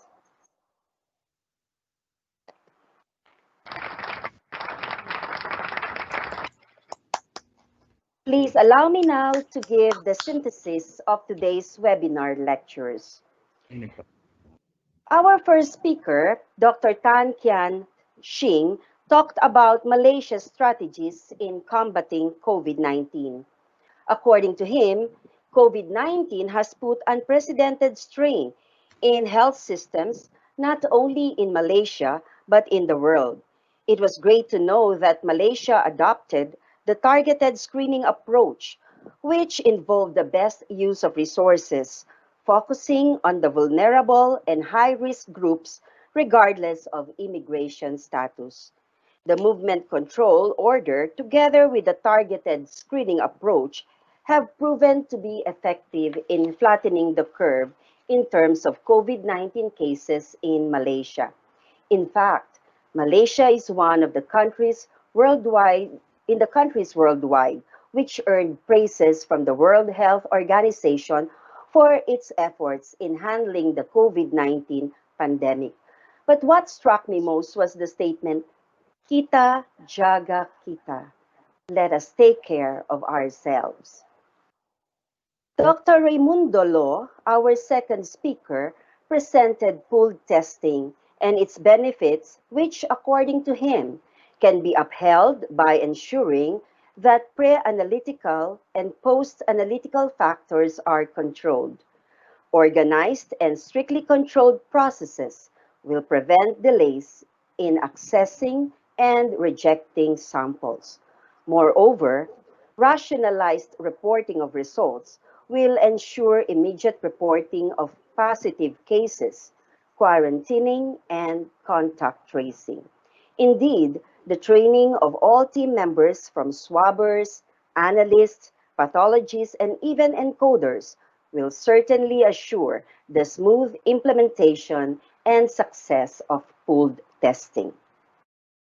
The updates on COVID-19 markers shared by our third speaker, Dr. Miswar Fatah, included the important roles played by clinical and medical laboratories in the management of COVID-19 patients. According to Dr. Miswar, biomarkers are important tools in the diagnosis, monitoring, and prognosis of diseases. New biomarkers continue to be developed in an effort to accelerate eradication of the COVID-19 pandemic. And lastly, Dr. Maria Ruth Pineda Cortel highlighted the impact of COVID-19 on research. According to her, COVID-19 has redirected the thrust of research toward studies related to COVID-19 vaccine and development of treatment against the infection, and this has definitely affected non-COVID-19 researches. The lockdown and quarantine forced research laboratories to close, which delayed ongoing clinical trials and researches, according to her. Dr. Ruth also shared other possible topics for research and encouraged other researchers to continue doing research despite the COVID-19 pandemic. Thank you for listening to this synthesis.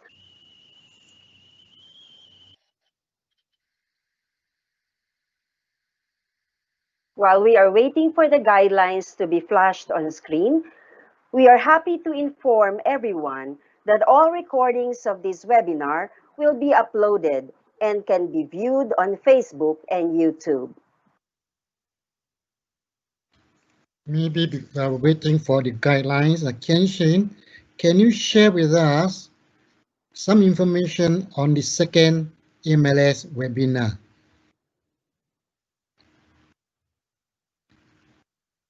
Okay, so we call on Mr. Tan Kian Shing.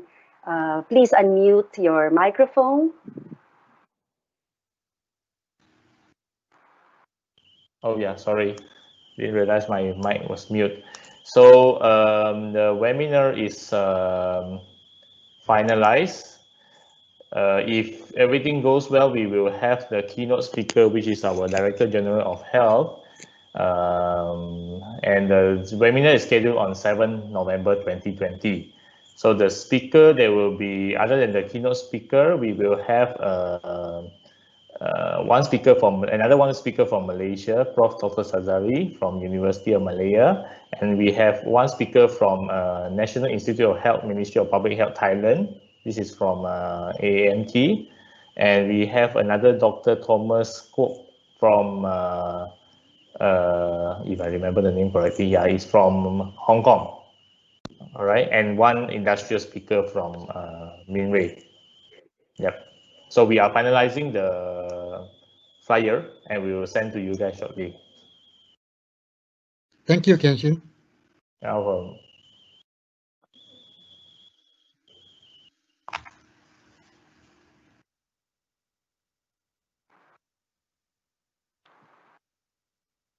That means Dr. Tan Kian Shing, we will see you again and everyone else, everybody in the second AAMLS webinar. Yes. Hope to see you guys in the second webinar. Are we going to have the PAMET hymn now? From various lands, races, and places, with grateful hearts we raise our voices. This day to our beloved PAMET, from whence unity and love flourish. We join together in brotherhood to live up to thy light if we should. In things of advancement and learning, our noble cause will be our bearing. Loyal and true we'll be to thee, beloved PAMET. This we say for service to God and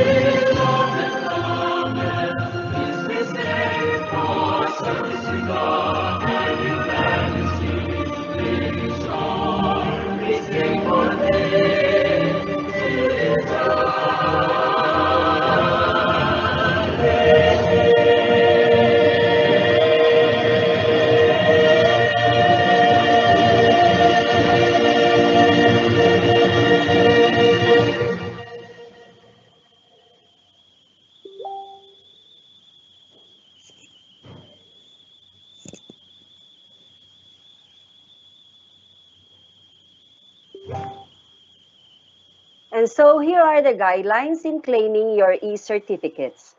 Answer the e-conference post-evaluation using the link to be flashed in the succeeding slides. Double-check your email address and full name before submitting your post-evaluation. There might be a lag due to the number of people accessing the online form. If unable to access the post-evaluation, refresh your browser or use the alternative link. The e-certificate will be sent to your registered email address within 10 working days.